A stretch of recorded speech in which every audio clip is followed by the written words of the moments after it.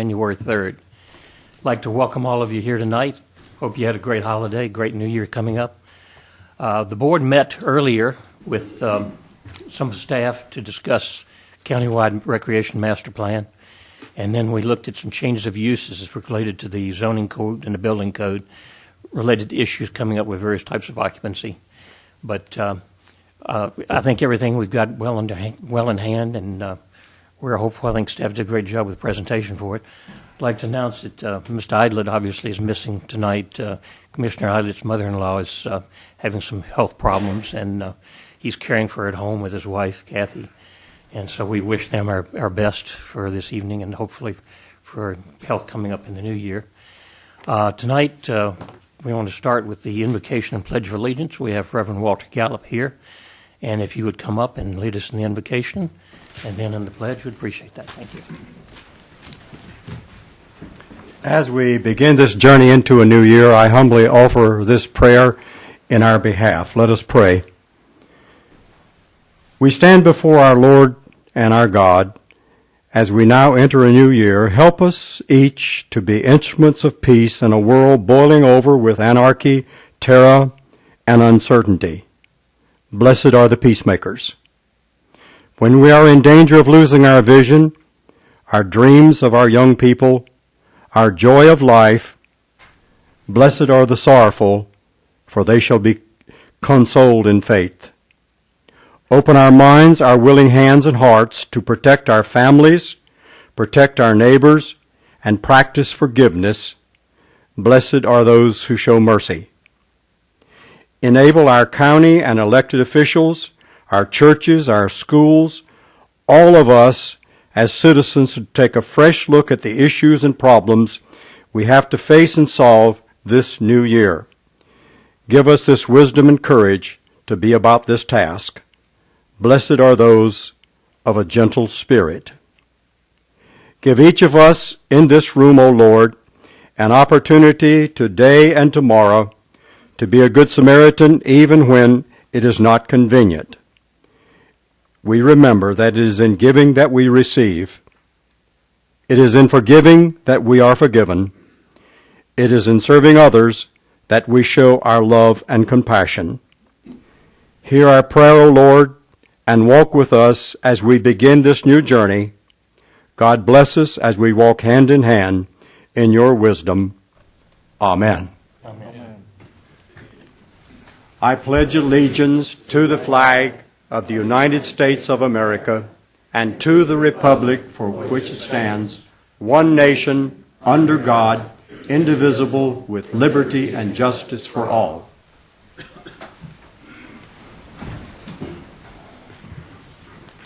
First item of business we have is approval of the agenda. One thing I'd like to note about the agenda, in the course of normal business meetings, most organizations, new business comes after old business. And typically, public comment is considered to be new business because old business concerns those things that have been in the works, whether with staff or other organizations of the county. People have filed permit applications and so on through that. It's always been the tradition for the Board of Commissioners, at least as long as I've been here, where public comment goes first. And that's to accommodate folks who travel here from a distance to do that. I, for one, believe we ought to go back to the way businesses should be run. However, I don't have widespread support for that yet with this Board of Commissioners, but I'm going to be working on that. So bear in mind that extending the courtesy to let public comment come up front actually is a disadvantage to the folks who have gone through the process and the rules in order to get their applications on the agenda for that such notice. So with that, I'd like to go ahead and see if we have the motion for approval of the agenda as it stands. So moved. Okay, I have a motion. Second? Second. All in favor? Aye. Opposed? Okay, motion carries. Approve the agenda as it was. First item up next is public comment. I have 4 people signed up for public comment. We ask you to limit your comments to 3 minutes or less. We have a very full agenda tonight. We don't want to be here till the middle of the night. And so therefore I'd ask each of you in turn. You're assuming I'm calling you first? Mine's on first Okay. name on the list. All right. You can change the rules, though. You change the rules. No, all the time, rules apply to so- everybody. Same rules apply to everybody. You're certainly welcome to do it. So, anyway, I just thought there was, anyway. We call for people to keep it to 3 minutes or less, if you would. Mr. McCree, if you would be the timekeeper for that. And that would make sure we move along with the other items on the agenda. And if you'd give your name and address for the record, please. Sure. My name is Tony Tabb. I live at 328 Mason Lane, Moyock, North Carolina. Your registered name, please, for the record. Mary Forrestel Tabb. Thank you. Good evening, Commissioners, County Attorney, Clerk, County Manager, and board members, Planning Board. Since the December Commissioners meeting, when this board voted 4-3 to appoint Mr. Rohr to the position of chairman, in spite of his residency issues, the Board of Elections has held 2 hearings with the following results. After reviewing the evidence presented in the preliminary hearing, they voted unanimously to proceed with a full hearing.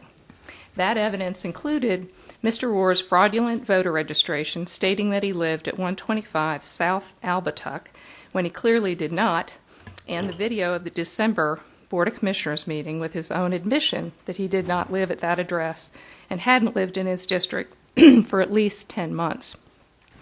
In preparation for the full hearing, I requested additional information that included Mr. Rohr's DMV records, both the North Carolina voter registration and DMV applications state that if one knowingly provides false information, it's a Class 1 felony, subject to criminal penalties. The address provided by Mr. Rohr in both of these documents was 125 South Albatuck, and while he did not and had not ever lived at that address. On the day prior to the hearing, the full hearing, Mr. Rohr went to the Board of Elections and changed his voter registration to the address of his true current address at 202 Carolina Club Drive, which is not in District 2, knowing that if he did, the formal challenge to his voter registration would be dropped by the board. The challenge was dismissed at the hearing, but in light of the fraud, they unanimously agreed to have the county attorney review his voter registration history and turn that evidence over to the DA for further criminal investigation. Mr. Rohr's reaction in the paper to that proceeding was that the DA has never prosecuted a case similar to his, anticipating he'd also escape any type of penalty. It's ironic that this Board of Commissioners recently voted unanimously on a resolution to support the proposed North Carolina state photo ID bill to combat voter fraud. Did those of you who voted to keep Mr. Rohr on the board expect a carve-out for elected officials similar to U.S. Congress? I returned to the board this evening because the ball is now firmly back in your court. I request that as soon as you have all 7 members present for a meeting, that you hold a vote to remove Mr. Rohr from the board and appoint an interim commissioner who lives in District 2 that can, with integrity, represent the constituents of that district and the rest of the county. Thank you. Thank you, Ms. Tabb. Next person I have on the list to speak is Teresa Norrell. If you give your name and address for the record, please. My registered name is Teresa Julian Norrell. I live at 187 Rocky Top Road in Moyock, North Carolina. And first of all, I'd like to just say Happy New Year to everyone and hope you and all of your families had a joyous Christmas holiday. I, too, will be discussing the issue of the residence of our Commissioner, John Rohr. I just want to say, in my humble opinion, that I think this issue really boils down to a lack of accountability in our government. You see, I believe citizens in our society have come to have a certain disdain for many of our public officials. If we look at the growing number of public officials in just this past year whom have been revealed as cheating the system or asking to be given a pass for their unlawful actions, one might think that more and more folks choose public office not because they desire to serve the citizens in their communities, but because of how that position might benefit them.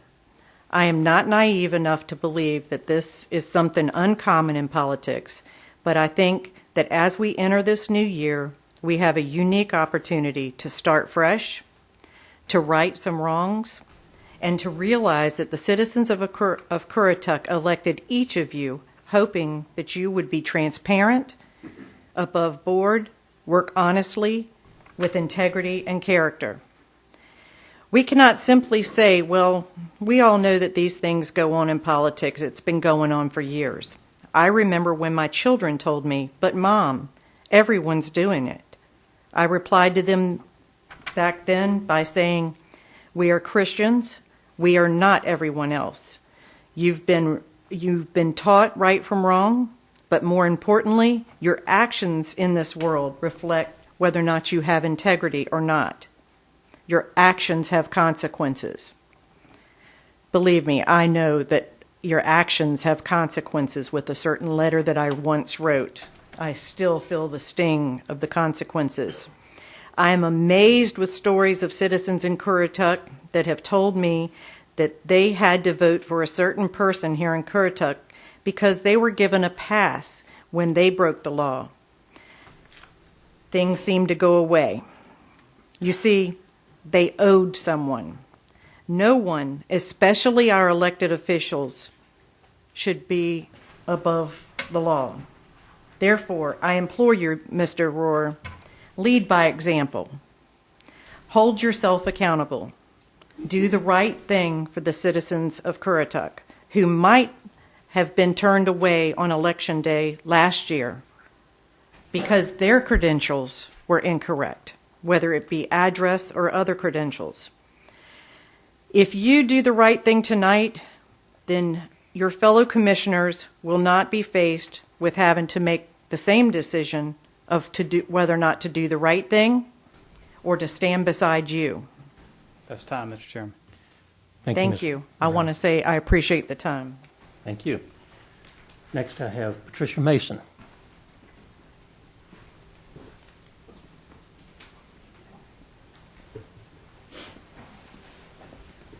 Good evening. Name and address for the record, please. My name is Patricia A. Mason. I live at 314 Mason Lane in Mooryock. I am very concerned about the blatant disregard of rules by Commissioner John Rohr with regard to not residing in the district in which he was elected to represent. In a message that you sent me via Facebook, Mr. Rohr, you stated that I did not know you, nor did I care where you lived. This is a correct assumption. However, I am concerned with the notion that some members of the board do not think that the rules apply to them, and no one will know or care if you commit fraud. You obviously are not aware about how this affects your integrity and the trust of your constituents. I respectfully request that all members of the board join Mr. Martin, Mr. O'Neill, Mr. Petrie, to do the right thing and vote that you step down as chairman and from service on the board. Thank you. Thank you. And next, Michael Payment.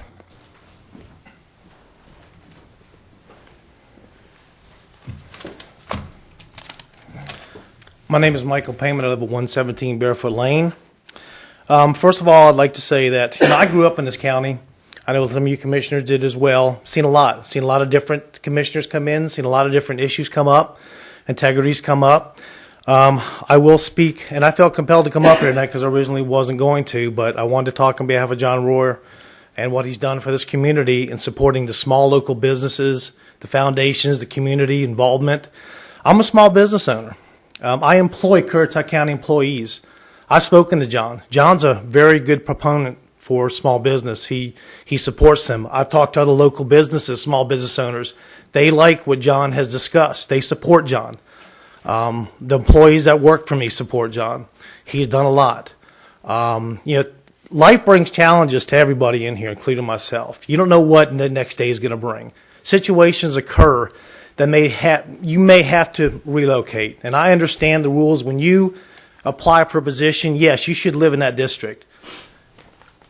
But if something happens and you have to make a decision that affects your lifestyle, but you can still maintain your integrity, do your job, be a devoted husband, and do the job you were supposed to do, I think that means a lot. And the integrity of a person who can do that and still face life's challenges. John's involved with a lot of communities services in the county. Currituck Kids is one, Rueting's one. Last year, Currituck Kids raised over $14,000. That's staying in this county to help these kids. John was instrumental in that. He's come to all the supports, and John, as part of the board member, I thank you. And I know the Currituck kids that have contributed from those funds, thank you now, and the future kids that are going to need that money are going to thank you. And there's other board members that have supported that as well, and I want to thank you too. There's a lot of issues when they come up, and a lot of people will stand on the fence. They'll jump to one side of the fence because the grass looks greener. And then they'll say, whoops, I'm going to jump to the other side because it looks better on that side. Well, I know John, he'll make a decision. He may not make the right decision that everybody's happy with, but when he gets on the side of the fence he wants to be on, he stays on that side of the fence and doesn't jump. There's a lot of discussions about, okay, he moved. I've known other officials in the county in the past. A lot of you people haven't lived here as long as I have. Issues came up about residencies and other things. All of a sudden now this is a big issue with John. Granted, when John, I don't know what his political future is going to be, but if he decides to run again, then yes, he needs to be in a district he applies for. But I'm just saying, let John finish what he's done. He's doing a good job. They're supporting the community. I support him. I know a lot of small businesses do.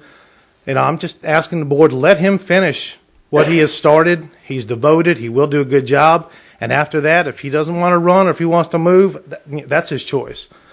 But I'm just up here the man, the commissioner, the devoted husband, he's got a lot of support in the community. He's doing a good job. There's decisions that are not going to be happy with everyone. That's time, Mr. Chairman. So anyways, I just want to thank the board and wish you all a good new 2012. Thank you, Mr. Payment. Your check's in the mail, by the way. I did not, by the way, I appreciate you speaking on my behalf, but I did not discuss anything with Mr. I suspect I know who put him up to this, but I'm not going to mention any names. But I appreciate your vote of confidence. Those are all the people that I had signed up to speak public comment. Or is there any other folks at this time that would like to address the Board of Commissioners? I'd like to ask the county attorney a question, Mr. Rohr. Is this issue something that is appropriate for the Board of Commissioners to have a closed session to discuss? It's an ongoing issue. I'm ready to put it to rest one way or the other. You may not have a closed session to discuss the character or qualifications. No, I'm talking about the legalities. To the extent that you need attorney-client communication, you certainly may enter closed session. I'm going to move that the board go into closed session to discuss this issue with their county attorney. You want to cite 143.318.11a as the basis for that? Yes. Okay, we have a motion and a second. All in favor? Aye. All opposed? No. Expect that. Anyway, I will make one statement related to that too, as far as discussion. I don't know where the folks who spoke went to law school. I went to the University of Richmond. I didn't finish because I decided partway through I didn't really want to be an attorney after learning what it was all about.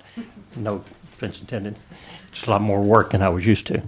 However, I am very adept at reading ordinances, statutes, and court cases, and I can assure everybody within listening range of my voice that I am in complete compliance with the law, not only the case law, but the statutes and ordinances, and any challenge would, in fact, end up in the Superior Court. Superior Court, of course, would hear it and render a decision.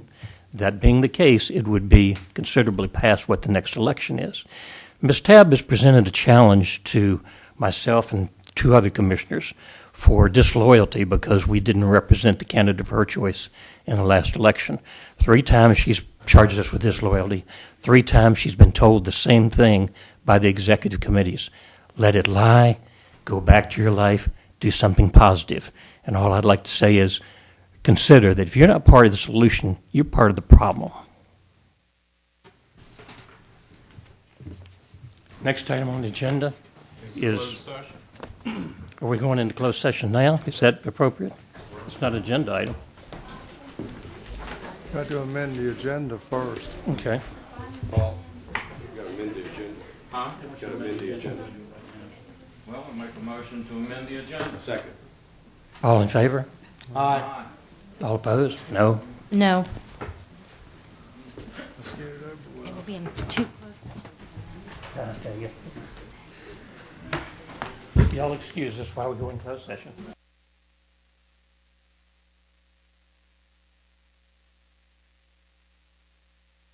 I apologize for the delay. I'd like to report in closed session the board took no action.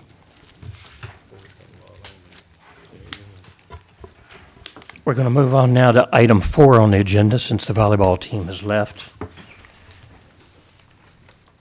Public hearing and action on PB 11-18, Outer Banks Ventures, Phase 5J and 13. Request for a special use permit to establish retail, restaurant, hotel, commercial, laundry, special event space, storage warehouse, and office uses on property located in Corolla, 1023 Ocean Trail, tax map 115B, parcels P5HC and P5J, Poplar Branch Township. Everyone who's going to speak to this matter, please come forward and be sworn in. This special use permit, this is a quasi-judicial affair, and everyone must be sworn in. Only testimony acceptable is testimony of an expert nature by people who would be considered to be knowledgeable in those matters. Everybody's got the left hand on the Bible and the right hand, Dick. Excuse me. Do you swear to tell the truth, the whole truth, and nothing but the truth, so help you God? I do. All right. Be seated, and we'll open the public hearing. Mr. Woody, if you would start off with us. Thank you.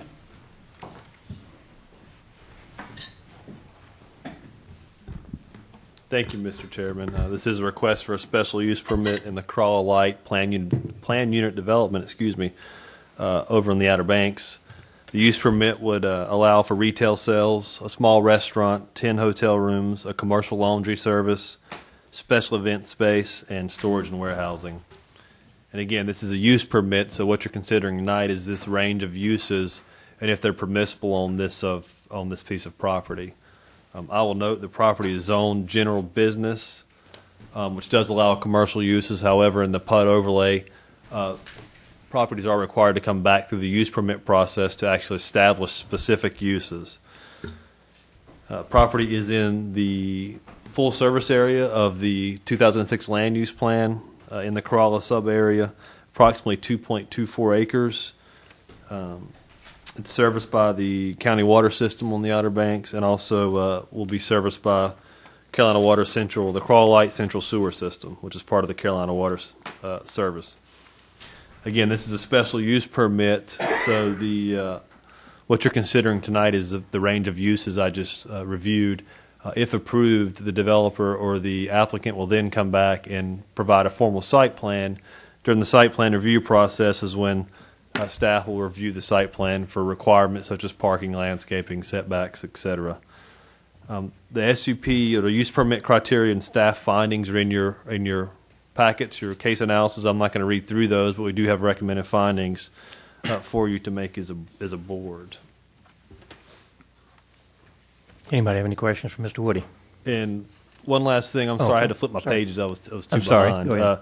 Planning staff does recommend approval of this request, this use permit. We think the proposed range of uses are consistent with the general business zoning district. We have added one condition that prior to any land disturbing activities, the applicant submit documents regarding modified wastewater permits. There is part of a disposal area located on this property that is currently in use. Before any development activity can occur, that disposal area must be abandoned and that wastewater flow sent somewhere else. We've had some initial discussions with NC Diener and Carolina Water, and they have confirmed that is an appropriate action and the wastewater flow will be moved. However, again, our condition is that until that has occurred, the site plan process or no land disturbing activities will occur. Planning board reviewed this request at their December meeting. The planning board did recommend unanimous approval.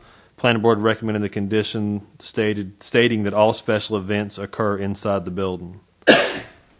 With that, I'll be happy to answer any questions the board has at this time. Thank you. You may ask a question, yes, sir. Mr. Woody, is it not my understanding that there has been traditionally outdoor activities through the years at this location? My understanding is that they have activities associated with the business that's currently there. They also have activities associated with the Crawl Light Owners Association from time to time. So for what reason would the recommendation be that no outdoor activities be allowed to occur in the future? Have we had complaints about them? County staff has not had complaints, no, sir. Go ahead. You know, we have outdoor activities just up the road at the Whalehead Club. Why would this be treated any differently? It's just as close proximity to residents there as it is here. And I'll note the condition was a recommendation made by the planning board. At that time, I think their emphasis or the reasoning for the conditioning being added was to try to consider any impacts this may have on the adjoining residences. Now, whether their condition is appropriate will be a decision you'll have to make as a Board of Commissioners. I was just curious where it came from. I think it related to compatibility concerns. Any other questions, Mr. Woody? I want to make sure I understand, Mr. Woody. No complaints. They've never had any problems in the past, and they don't have to go through this criteria as far as outdoor events now. Is that right? The existing commercial operation that's there in the community center, I have not received complaints on those two properties. And to answer your question, no, they do not have to. They do not have a limit on.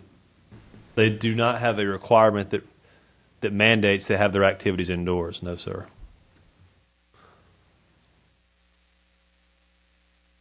No further questions from Mr. Woody. Would the applicant care to speak? Yes, Douglas Brindley. How are y'all tonight? Happy New Year. We would respectfully request that the outdoor activity restriction not be applied.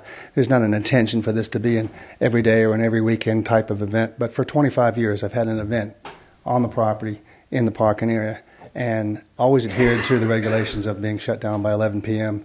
and not having the noise beyond what's allowed in the county. This happens across many sites. Are we to state that Santa Claus can't come to Timbuktu and have an outdoor event there? I know that's a ridiculous way to example, but these things do occur. They're managed quite nicely now, and I know that it will be so in the future. Any questions of Mr. Brindley? I guess Corolla Light has rules for activities and noise. Is that not correct, Mr. Woody or Mr. Brindley? Yes, they do, and I believe they're right in line with the county requirements. And you would just follow those same requirements? As we have for 25 years. No further questions. Mr. Willis going to speak? No, sir, I don't have anything to add unless anybody has any questions. Okay. I have Elizabeth Lindeman Oliver signed up to speak. Would you like to come forward and give us your name and address for the record? Sure. Elizabeth Lindeman, A.K. Oliver, 1032 Corolla Drive. First of all, I want to thank the planning board and the planning staff, in particular, sort of guiding me through some of these things. I did not get the one report that Mr. Woody suggested for my original questions, but I had a chance to meet with, I think that was Jason today. So my list of questions and concerns now are down to 6, okay, from the original 11. And also, please, for my neighbors, my intent here tonight is to, in the spirit of community and collaboration and cooperation, and how can we make this a win-win for everyone. My properties are adjacent to this area that's in question tonight. In fact, when I first purchased 1032 Corolla Drive, whether it was true or not, I was told that because that septic field was out there, I never had to be concerned about additional construction behind me, and therefore that's how my house was situated on the lot for maximum privacy, quiet, etc. I'm one of the only homes on Corolla Drive, a small cottage before the mansions came in, that's set back to the back of the property. But my real concerns that I didn't see in the planning board documents, and some things were not available when I went to the satellite office today, are the security.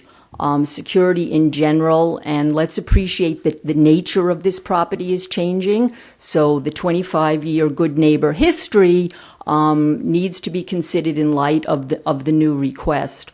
My specific concern in terms of overall security, especially during the downtime when things are pretty bleak out there in Corolla this time of year, is my property being trespassed upon with people heading to the beach.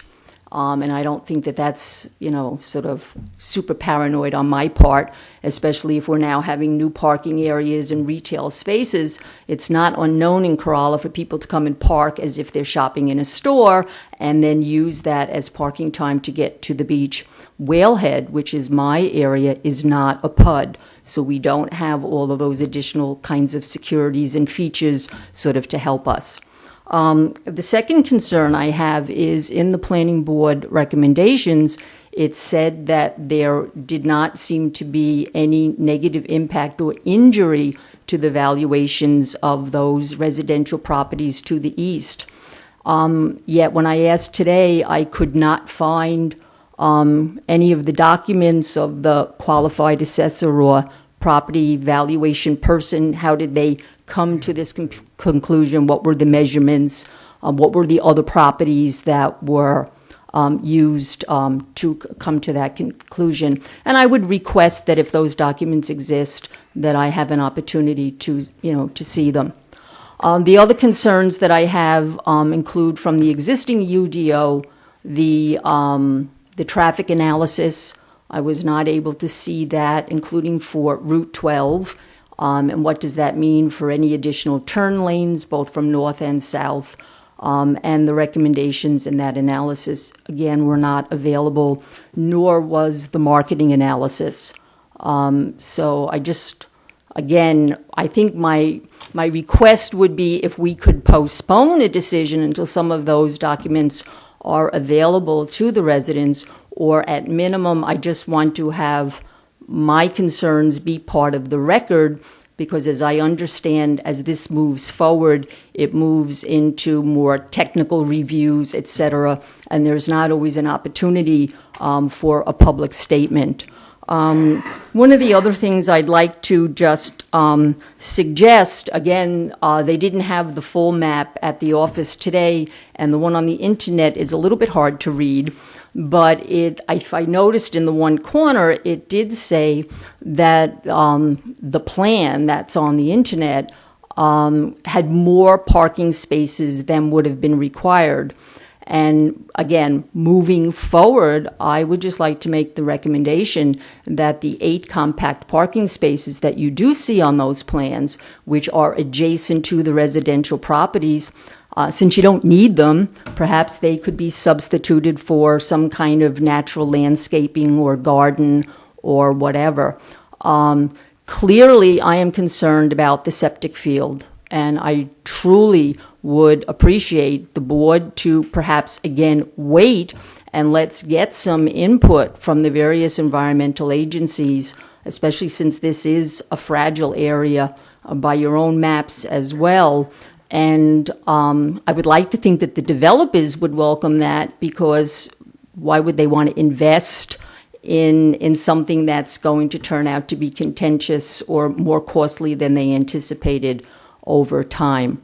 So I'm still not real clear on that difference between a zoning variance and a special use permit. But after speaking with Jason today, he suggested, sorry, Ben, that you and I could perhaps have a further conversation about that, and the due diligence on people's part to when they want these special accommodations, to note that this would be the only feasible use for the property. So with that, I just hope that your decision is in the best interest of all of us.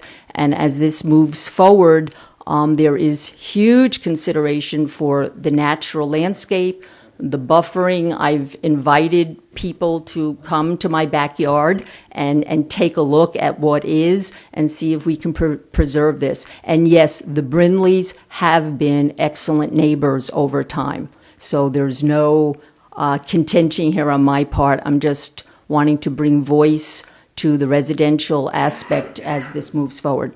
So thanks for your time. How close is your house to their proposed plans? Oh, Or you don't have the perhaps map Mr. up. Woody can tell me. Yeah, approximate. I'm lots, I believe it's 66 and 65.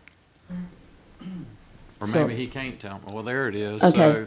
So Do you have the blue roof? Is that your house? That's me, that's me.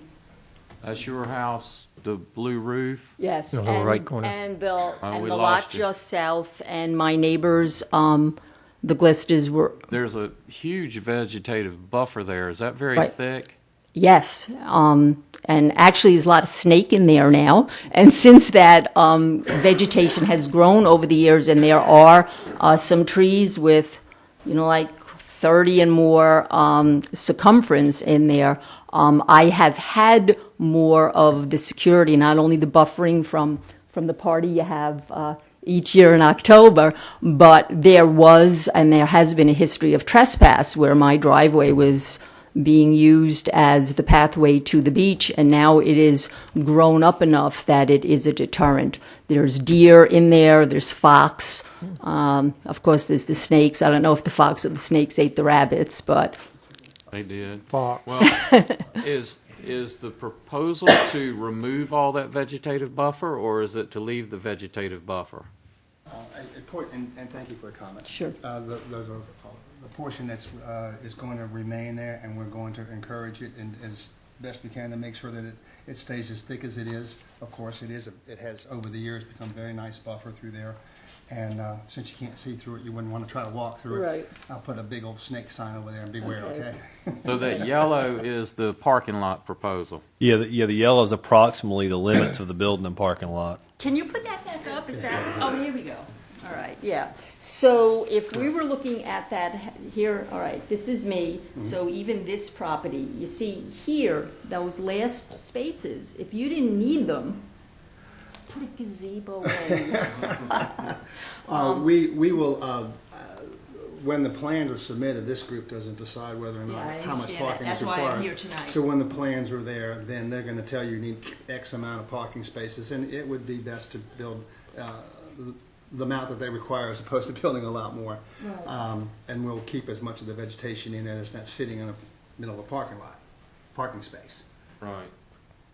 And you keep the underbrush there so that people And can't encourage, go through. when you take away a piece of it, then the underside of it is a little exposed. Over years, it'll come back, and we'll be sure to encourage that natural vegetation to become healthy and not see through it. And then my understanding is that it's, all of this is the septic field. The entire area here, there's a bigger plat if they're able to show it, but this entire area right here is sewer plant and septic, and that is what has been changed to commercial zoning. Ben, can you show a full picture of the whole site? Right there. It has the zoning, but you can Yeah, see it. yes, that's the one that, yeah. Yeah, and you're Right, here. so we're here and here, Yes, and ma'am. then Bob is over there. So, We'll be good neighbors. yeah, hopefully we'll be able to work all this through, but I do want these kinds of concerns, please, on record, so that, we have them as a benchmark moving forward. I can promise you that if it's approved, Mr. Woody will protect your interests to the best of the ability without infringing on their rights to do what they have the right to do, and he'll be very fair to both of you. So then I don't have to put in my chain link and razor wire and put the towers up and, Choice. The staff will be fair to both of you Yeah, when it I'm comes sure. back. And I'll hand deliver our invitation to the party next year. yeah, but see, that's part of the problem up for with neighbors. that? I have to sit on the back porch What's and up with listen. that? Watch. You I have have to a watch rule it. about that. If you can find the place, you're welcome to come in. Thank you so much for your time. I appreciate it. Any other further questions for Ms. Oliver? I'm sorry? None? Okay. Yes. I'm just asking if anybody had any further questions for Ms. Oliver. None? Okay. Everybody spoken that wants to address this issue? Okay, any further questions from Mr. Woody related to those questions that she rose? Hearing none, then I'll close the public hearing. What's the pleasure of the board? I'd move to approve the amendment to PB 11-18 with finding fact and staff recommendations. I second that. Wait a second. Minus the hour. Minus the hour. Outdoor That's event right. issue. That's right. Okay. I also second that. Okay, motion second. All in favor, say aye. Aye. All opposed, likewise. Motion carries. Thank you. Okay, moving on to item number 5, public hearing and action, PB 11-11, Island Haven. Request for a preliminary plat, special use permit for a 3-lot subdivision located in Water Lily on the west side of Water Lily Road, approximately 10 miles north of the intersection with Dockside Lane, tax map 80, parcel 63J, Poplar Branch Township. Everyone intending to speak for this, please come forward and be sworn. Left hand on the Bible, raise your right hand. Swear to tell the truth, the whole truth, nothing but the truth. Yes, I do. All right, thank you. We'll open public hearing. Mr. Woody, would you lead off with us, please? Thank you, Mr. Chairman. This is a subdivision request. It's a preliminary plat to require a special use permit in Currituck County. Property is approximately 3 acres, just under 3 acres. Reason it's here before you is because from the parent tract, that's the larger original parcel, there have been 16 previous divides or subdivisions. So we're actually up to 19 as a total, but you're just seeing 3. Which are just later down the road from the original subdivisions. Property is currently zoned R or residential, which does allow residential uses. It's limited service. The front part of it's limited service in the land use plan. The rear part's conservation, which is mostly wetlands and not particularly developable anyways. Number of units is 3 lots, like I mentioned. It's a project density of about 1 unit per acre, which is pretty standard for Currituck County as subdivisions go. Subdivision will be served by county water and individual septic systems. It is a special use permit. The criteria and suggested findings for the use permit are in your case analysis. I won't go through those unless you have any questions on the use permit findings. There is one thing I need to cover with the board moving forward, and I think Mr. Hyman is going to provide some additional information on this topic. When this went through our original process, one of our TRC agencies, the Division of Cultural Resources, oftentimes gives comments on areas that may contain archaeological remains of some sort of significance. This site did. It was flagged by the Department of Cultural Resources. There was some additional or some preliminary work done on the site to determine if there are any remains of significance. This site is part of the Water Lily Archaeological Complex and is recommended as eligible for the National Register of Historic Places. So the point is there could be human remains somewhere in this area dating back to Algonquin Indians or even back to, who knows, the Lost Colony or English settlers. You just never know what you could turn up, but there's a potential for that. There was some initial testing done by the developer. At this point, we are here before you, and the Department of Cultural Resources has recommended that the owner undertake a formal archaeological survey testing the area for remains prior to any ground disturbing activities occurring. That form of a test is not an ordinance requirement. However, you can add that as a condition of the permit. They have met their ordinance requirements by doing the initial test. So I just wanted to put that out there and let you guys know that. And I think Mr. Hyman's going to give some more information on how they plan to handle that. And then as a board, you'll have to decide if you're comfortable with his approach or if you want to make it a use permit condition. Planning staff has also reviewed this from the subdivision perspective. Being a 3-lot subdivision, we don't have any issues with it. Recommend approval subject to the findings of fact. Planning board also reviewed this, and they recommended with the findings of fact and staff recommendation. Happy to answer any questions you have. Any questions for Mr. Woody? I have one, Mr. Chairman. The cultural resources, if this is a part of a larger track that they're coming back with, was that not done before, when it was first approved?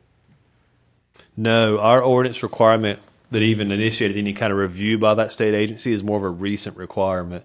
Okay. So a lot of these other lots came through before that was actually something we even looked at. We used to not even consider that. So they kind of that's a relatively new, that review function of the Department of Cultural Resources is a relatively new function for us. Okay, thank you. These 3 lots adjoin the road.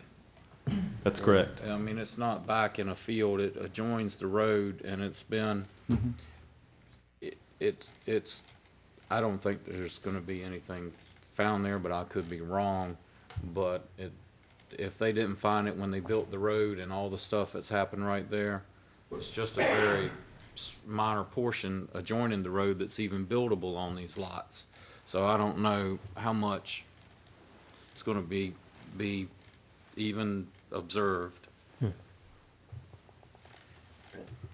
No further questions from Mr. Woody? I do. I'm assuming all 3 lots face the road. That's correct. The driveways will be on Waterloo Road. Yes, sir. Anything else? Does the applicant wish to speak? My name is Eddie Hyman with Hyman and Robin. I'm here to represent the project. To add to what Ben has talked to you about the archaeological review, the owners, this is, like he said, part of the Water Lily complex for the archaeological remains. There were, in construction of the 14 lots prior to these lots, they did uncover a grave. And what happened, the owner, or my client, the owner, allowed the state archaeologists to come in and do their dig, exhume whatever they wanted, gave them permission, basically free run on the property, come get you what you want.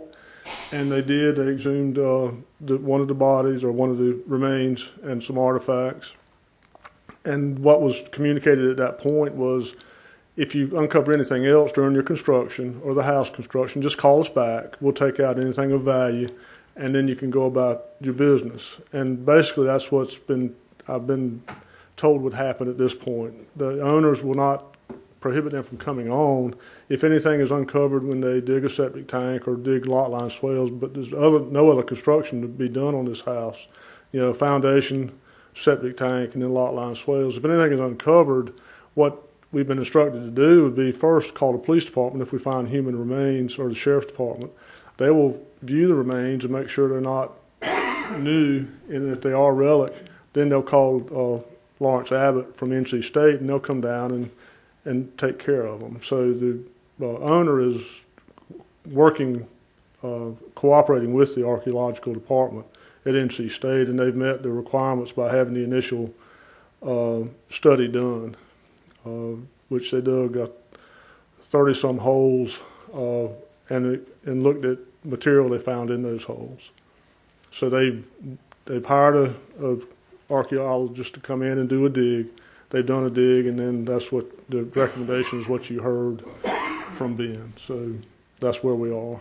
But like I said, the owner is working or willing to work with them if anything else is uncovered during construction. Any questions for Mr. Hyman? The one that they did find, did they relate it to a period of time? Was it Indian or was the one they found north of here, they said it came from around 1000 BC. No, AD. So it was about 1,000 years old. Couldn't have been one of your ancestors. It's your first cousin. Too early for the lost colony.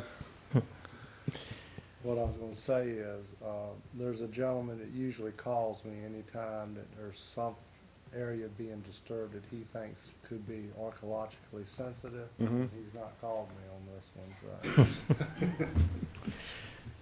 No further questions from Mr. Hyman? Okay, anybody else want to speak to Just for curiosity, I'm assuming they were human remains? Yes. Well, one cow and two human remains. Okay. That was north of here, not on this site. Does anyone else wish to speak to this matter? Not hearing any, I'll close the public hearing. Can I ask Mr. Woody one question? I'll open the public hearing again. Well, are you satisfied with the way they're going to address this, that it addresses? I am. As we record the final plat, I'd like to work with Mr. Hyman to maybe put a note on the plat or do something like that. But I don't know that it's fair to them to have to expend the money to do this really detailed archaeological survey at this point. I think they've done a good preliminary. They paid for the upfront work, and I think that's reasonable. And I think we can put a note or administratively do something to call that attention. And I think Mr. Hyman and I can work through that. Okay. So, yeah. Okay, now I'll close the public hearing and look for a motion. I'll move for approval with staff's recommendations and findings of fact. Okay, motion second. All in favor, say aye. Aye. Opposed, like sign. Nothing heard? Motion Mr. carries. Chairman, before we move on to item 6, I need some legal direction from our county attorney.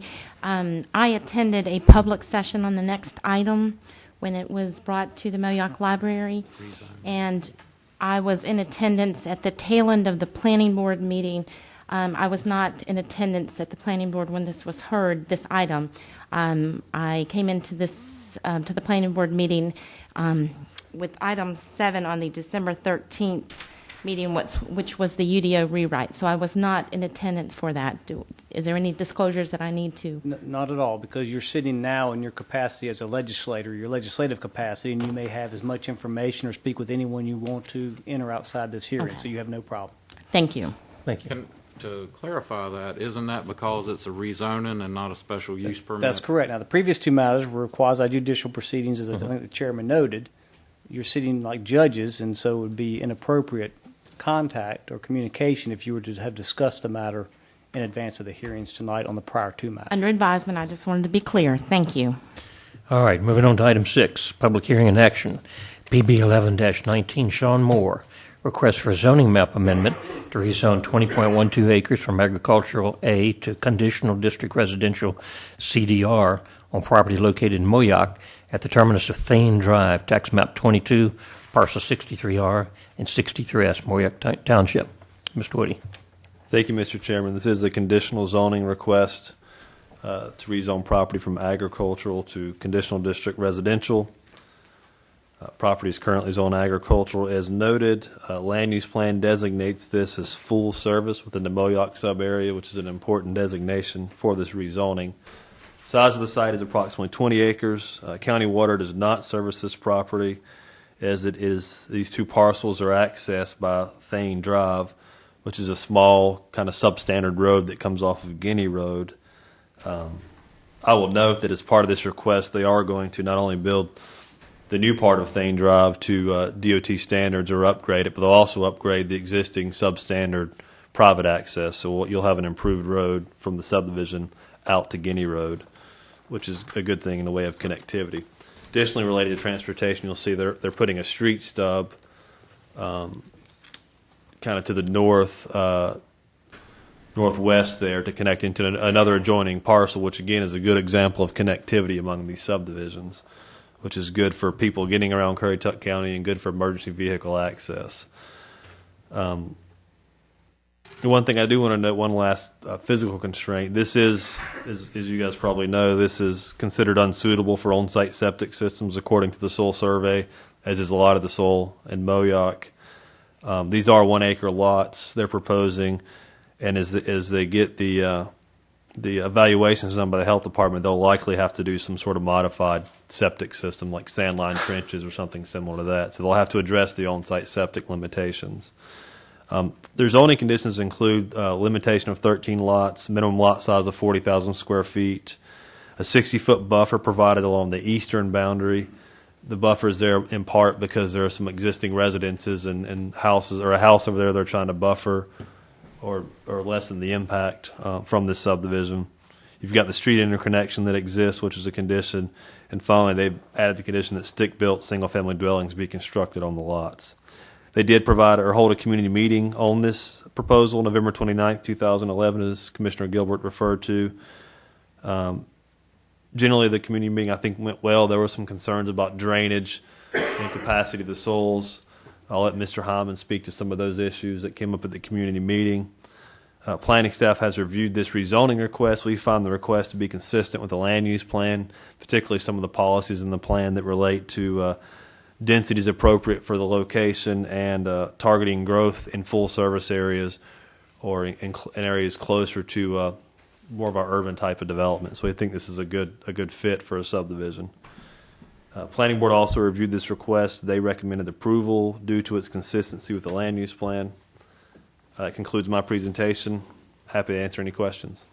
Any questions for Mr. Woody? Mr. Hyman?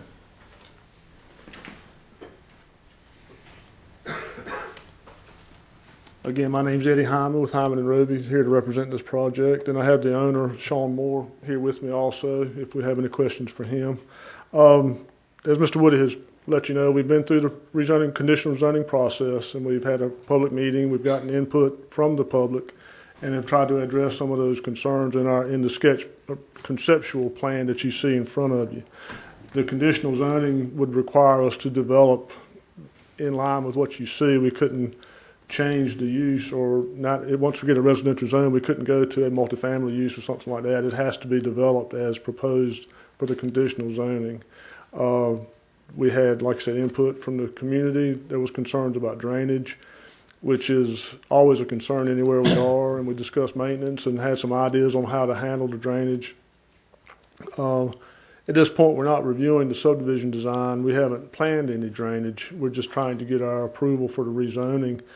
When we come back through with sketch plan, preliminary, and final plat for the subdivision is when the drainage calculations will be done. The pre-post runoff calculations will be handled, and all that will be done.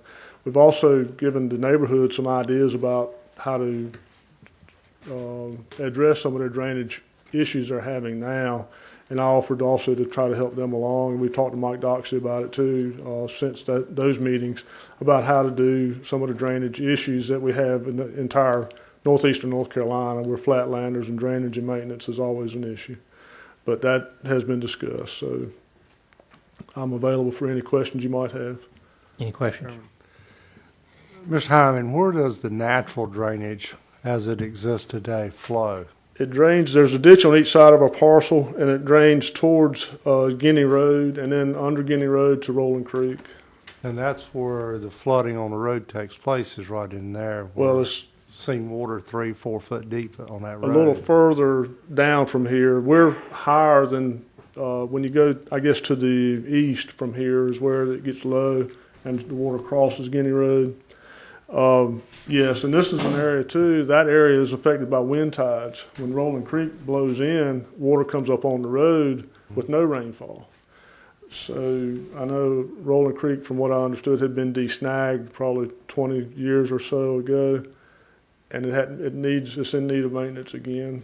And like I said, I've given the residents in the area some ideas on who and where to go for help. We discussed some drainage districts and some taxes and things of that nature. Okay. The pre-post requirement in the UDO would require that we can't discharge any more than what is coming off the property now, so the subdivision development would not worsen the conditions. And like you mentioned, there's times the water will stand in there, and wind tide will blow in and blow the water back up Rolling Creek, or you get a heavy rainfall event, and if the culverts need maintenance, it doesn't get out as fast as it used to. So all of that is a bigger picture that we need to address. How would you do? Is there any retainage ponds? We have not planned any. It's a low-density project, and since it's converting from farmland to a residential-type lot, the discharge will be less because the impervious area won't generate. The grass yard effect will hold water back, and the impervious area, it will offset the impervious area from the rooftops and the driveways. But the road will have to be paved, correct? Yes. And that's taken in when we do our stormwater permit and our pre-post runoff calculations. The road impervious area is also considered. All right. Got a question for Mr. Woody. States on here that the land to the north, maybe northeast, is a PUD. Yes, sir. Is that the Currituck Reserve? It's Currituck Reserve. So is not the Jennings tract no longer part of Currituck Reserve, and it stands alone on its own? Yeah, I think that a portion of Currituck Reserve's PUD moved forward with its own set of plans, and a portion was left alone. But the portion that's left alone is still zoned PUD. But yes, sir, that was not part of that second version of the PUD. And unless that's included in, the only way that could ever be developed is they came in with their own central water or central wastewater. As a PUD, yeah, they'd have to, without connection to a public system, they have to provide their own. Any further questions for Mr. Hyman? Mr. Moore, going to speak? No, sir, unless there's more questions. Okay, I had Carlton Smith Jr. signed up to speak to this matter. If you'd like to come forward and give your name and address for the record, please. Yes, I'm Carlton Smith Jr. I live at 115 Sproul Lane, which is on Guinea Road. My concerns is with the drainage and the flooding.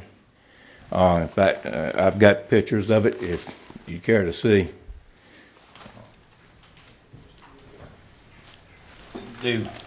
Some of them was of the worst time, some was not of the worst time. The worst time, the next morning, my wife looked out the window and said, the water's gone down. I said, how you know? She said, you can see the top of the fire hydrant. I'm serious. Sounds like your yard, yeah. And Mr. Hyman has stated that, it's going to be less runoff with houses there and cement driveways and asphalt road than it is in farmland. Well, I don't have an engineering degree, but I farm and have been working in the field for 42 years, so I know how water runs out the farm. There is some kind of cover on farmland 10 to 11 months out of the year, and when it's not some kind of cover on it, it's just been plowed and water soaks in. We dig drains to let the water off, the excess water, but we don't want it to run off so fast that we can't contain some of it. If it runs off too fast, we're going to lose our topsoil, and we've got nothing left to grow a crop with. And I just can't understand that it's going to run out of that field faster than it will off them roofs of the house and the driveways and everything else. I feel like it's going to make the drainage work, the flooding and the drainage worse. And we need to do something. We discussed that at the meeting at the library that night about setting up a drainage district, and two of my neighbors were there, and they would go for it. I don't know if you'd find anybody else up there that would, when you tell them you're going to raise their taxes a little bit, which it would be a nominal amount. And there are so many people that drain into this area. Rolling Creek ends just about, it ends down Guinea Road where it makes the turn in the property where the water tower is, somewhere right along here.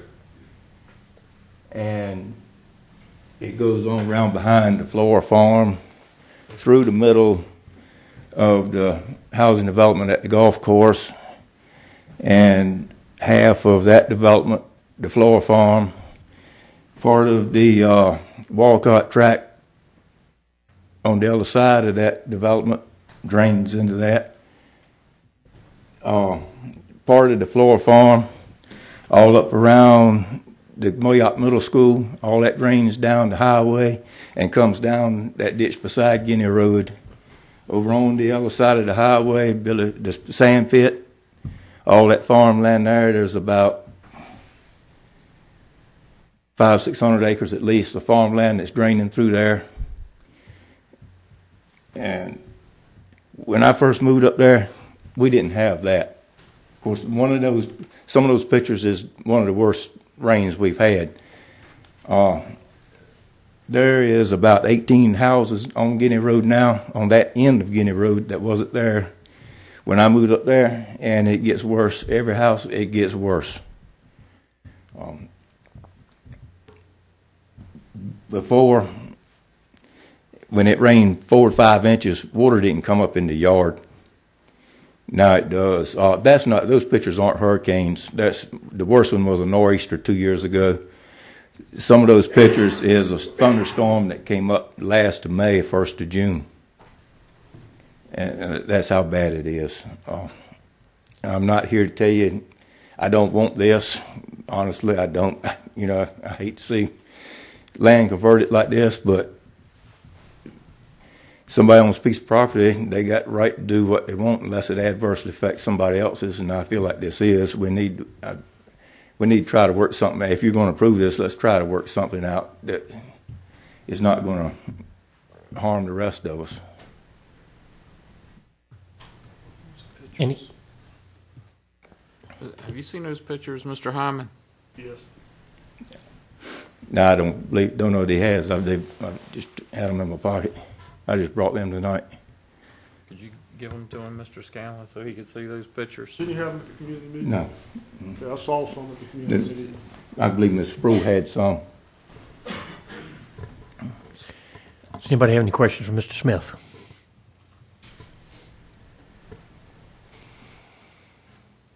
I have a question. Did I understand you to say that you and some of the neighbors would like to set up a stormwater district? The two that were at the meeting at the library, they were in agreement.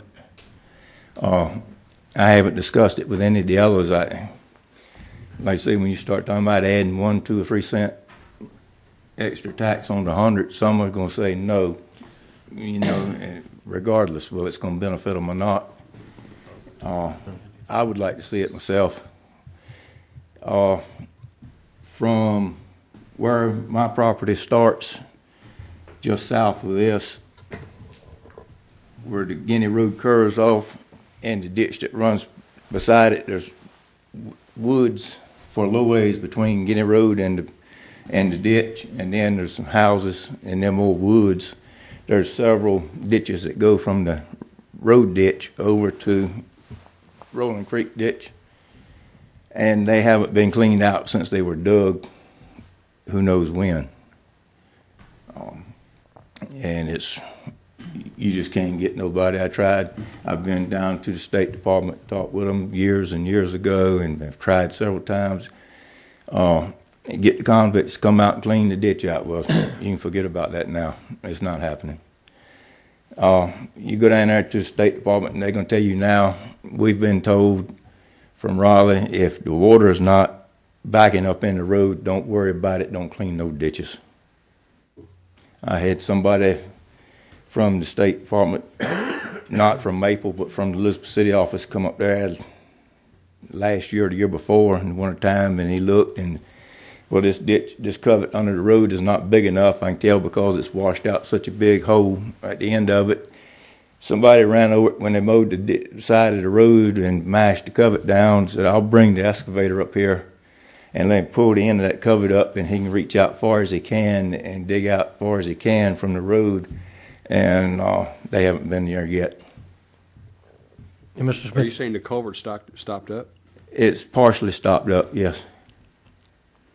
It's bent down, and most of them on Guinea Road are breaking apart. There's holes in the road now.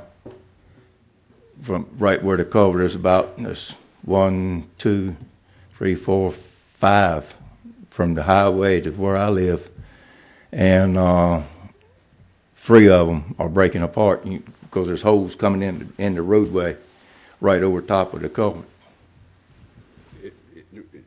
Is that a state road problem? Oh, yeah. All right, Mr. Hyman, you had talked about the ditches hadn't been snagged. Do you feel like snagging the ditches would help? Well, I know it can't hurt, but I mean these pictures are pretty drastic right here. well, they are, and it's a drastic event that happened here. When we get a rainfall intensity of a severe thunderstorm that dumps 4 to 6 inches of rain in a couple-hour period, you're going to have water in places all throughout Currituck County that look just like this. And what the problem is poor maintenance on the drainage systems. When you get a culvert that's crushed like he's talking about, when it was installed, it was big enough, it was functioning properly. 2 years later, it's silted half full on the bottom, and you get the top bent down, and then you get a rake line of trash in it. It's not functioning at all. So it's a dam. And then you get to the next one, it's the same thing. So these drainage ways need to be maintained.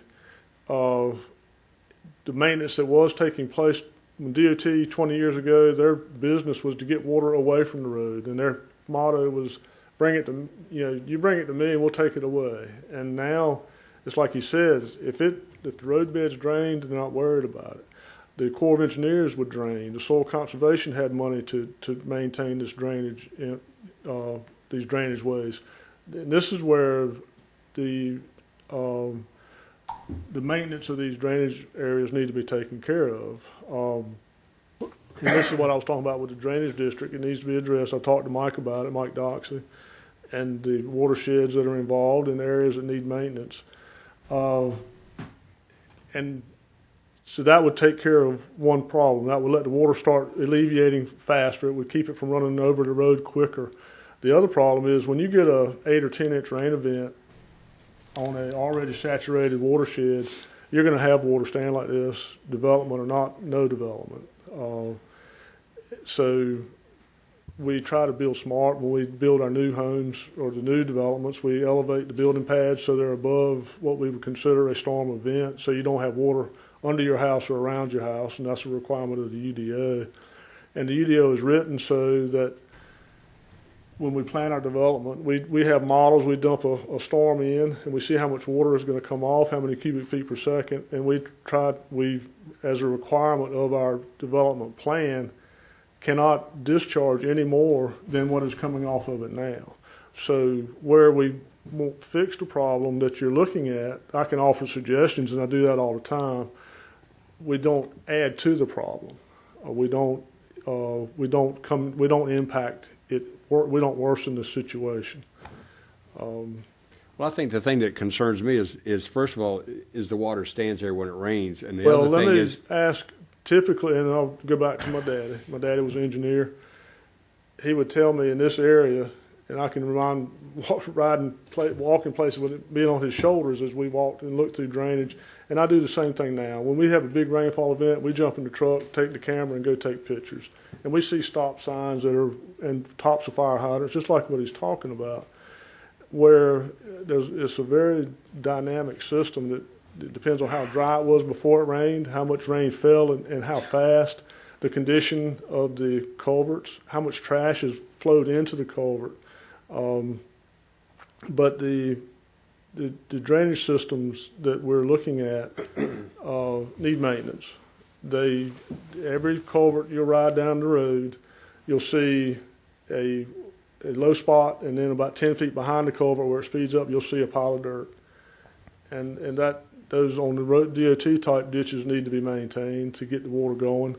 It helps to alleviate the drainage, but like I said, with the entities that have pulled out of the maintenance game, we need to address that with a drainage district or taxes of some sort that we can do it. If I may, just for the sake of moving the meeting along, I think the matter before us essentially is your project going to make it worse? Which I think you've attempted to answer that no, it should not, because our requirements now are that before and after runoff calculations assure that no more water runs off before.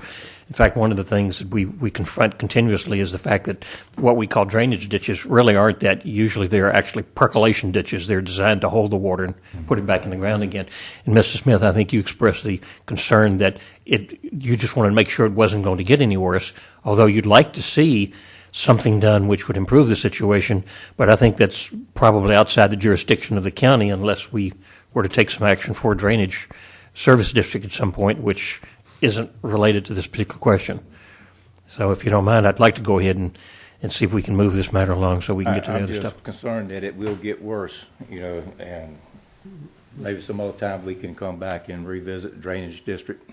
We would be happy to entertain that. In fact, Mr. Woody, if you'd like to kind of take that into consideration, perhaps you can allay some of his concerns related to that zoning. I'm going to make a couple of comments, if I may. The problem with the service district, drainage service district, is fine. It's no problem if we can get permission to clean up downstream. We got Rolling Creek we're talking about. We don't have permission to go across the floor farm.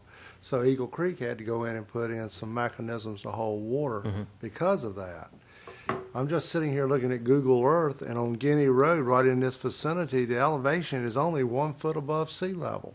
Well, it doesn't take much tide to It won't cover the take road. much to come up with it, If you move east or west north or south, you go up to 4 feet in a short period of time. This is the lowest spot on Guinea Road. And as Mr. Neal pointed out, too, the fact with the service district, you have to have a certain critical mass of taxpayers before you actually generate meaningful revenue to do anything with it. And then we have to get permission to do it. So, sorry. Take a generation to accumulate enough money. But we will try to allay the situation as much as possible, and I think Mr. Hyman's input and Mr. Doxey's expertise in that, too, will probably find the best solution that's available to us, and we're certainly trying to assure that happens. Are there any other questions for any of the applicant or Mr. Smith? That's one last question. Those photographs we showed where the rain was, Mr. Smith, is that water standing where this proposal is? No, sir. No, sir. Okay. It is, I don't know if you can see it on this map here. Can you put us a map up, Mr. Woody, so he can show us in relation to where the proposal is and the water standing? All right, Spruce Lane is right here. Uh-huh. And my house is right about where the P and the R on Spruce Lane is. Uh-huh. And those pictures are behind my house, from my house looking toward Guinea Road, and from my house looking in front of me to the other yards in the front. And the said property we're looking at is to the north, where the blue. Yes, sir. Those two tracks. To the west, yeah. Or to the west, rather. Okay. Any more questions? Okay, hearing none, I'll entertain a motion from the board.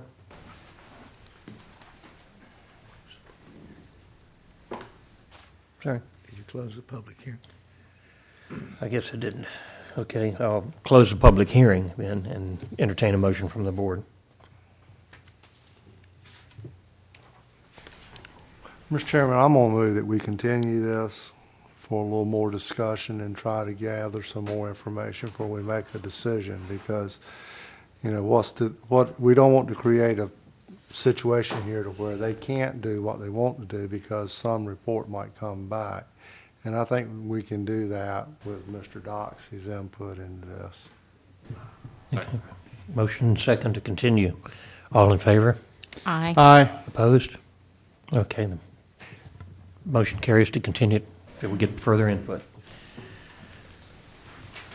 So, Mr. Chairman, I assume that we're going to ask Mr. Hyman, Mr. Doxey, and Mr. Woody to get together between now and the next meeting, and maybe even Mr. Smith, and discuss this. Is that what we're leaving here, understanding?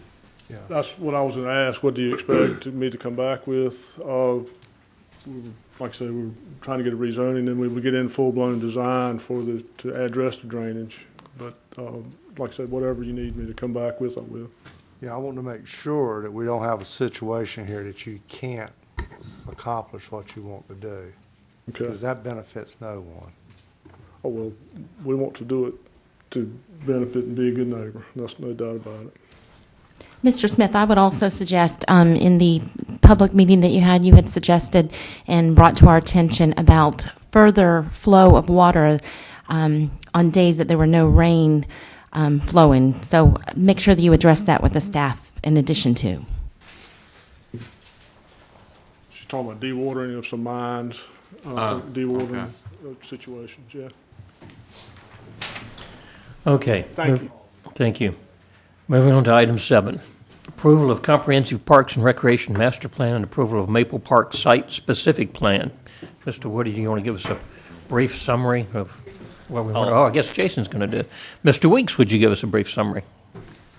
Well, Keyword being brief. Ben, do you have the, Jason Weeks. It's forward. Okay. Currituck Parks and Recreation Department. What I had prepared for you tonight was to discuss two separate plans, and it's important to understand that it is two separate plans. One of them is a site-specific plan for the project that we have going at Maple. The other is a system-wide comprehensive master plan that's a 10-year capital, a 10-year plan for a comprehensive recreation program as a whole, countywide. I'm going to start with the Maple site plan. And basically what it is it's the area to the west side of the current community building, YMCA building. It's that form there that we're talking about.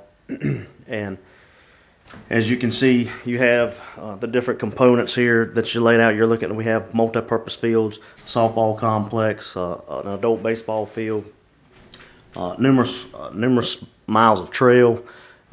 It also adjoins the industrial park that's in the back.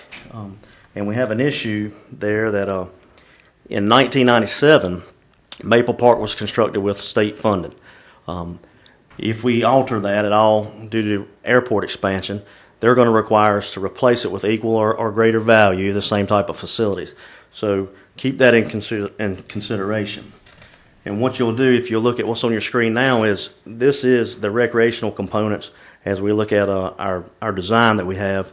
And you'll notice that the end of Maple Park that's closer to the airport terminal building has kind of been left off and chopped off. It's going to have to be relocated. There is a part of Maple Park that's existing that we're proposing to leave, so that we're only having to do a partial conversion of that park. What we're looking at here is basically what we're proposing to do in the next 5 years for this site. We're trying to get it accomplished in 5 years, and we understand to do that it's going to have to be done in phases. If you come in Community Way, hanging left at the roundabout, we're looking at phase 1 being the multi-purpose soccer, football, lacrosse, rugby type complex, as well as some playgrounds and some picnicking areas. It's going to have parking that's associated with those facilities, as well as some trail work. Phase 2 would be on the opposite side of the road. It's a softball complex. Softball, baseball, it can be used, they're joint facilities, but we'll refer to those as a softball complex, and that's going to be phase 2 of the project. And then there's also areas that are scattered about the adult baseball field, the relocation of the skateboard park, the location of the dog park, as well as a maintenance facility building that have to be added. We call them additional phases, but they're actually not a phase in itself. It's just at some point in time we're going to have to put those on the facility as well. And again, that timeline was 5 years out. Cost estimate for this in phases. Phase 1, as we're talking about the multi-purpose fields again, it's approximately $2 million construction cost. The phase 2, which was the softball complex, park and restrooms, picnic shelters associated with that, it's a $3 million phase. The additional phases are listed in front of you. Won't go through each one of them, but unless you have questions about any specific one.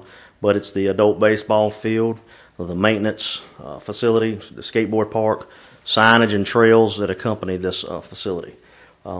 Total 5-year build-out cost, we're estimating that it's $9,278,500. That's the site-specific plan in a very brief summary. Do you guys have any questions for me or comments about that one? How are you paying for it? How? Yeah. I thought you were just going to give me the money. Yeah. We know it's a fairly expensive project, but what we're anticipating building here is something that this county is going to be very proud of. We're looking at a high quality, high end tournament type complex that we can host our events and leagues games on, but we can also host every weekend tournaments and keep this facility packed. Our goal is to, I used the term a while ago, our goal is to make this a destination, not a facility. We want folks to come here and be so impressed that they keep coming back, and we're going to book it as many weekends out of the year as we can for tournament play, in addition to our normal usage for our purposes. Mr. Weeks, the master plan that you're proposing, does that bring any grant money in? This will be used. There's 2 plans tonight. Hopefully, you guys will support both. In the event that you do support them tonight, we'll apply for a part-of grant that is due January 31st of this year. It is a $500,000 grant that we're asking for, or that we'll ask the state for. And there's a 2-year cycle on that grant, so we'll have 2 years to complete. We were going to use phase 1 as one grant, and for one grant application, we'll also apply for phase 2 as a second round, a separate. So you're looking at $1 million in grant funding if we get it. I guess I'll Ms. Gilbert, I'll interject. The first phase, the money is already allocated from Yes. the previous year's budget. Yes, sir. Yeah, you're right. The money for phase one of the project's already allocated in this coming budget cycle.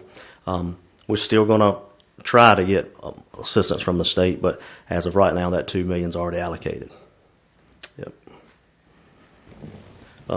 Any other questions on the site-specific plan? Okay. Again, the second plan that I had prepared to talk to you tonight is the comprehensive master plan, the system-wide plan.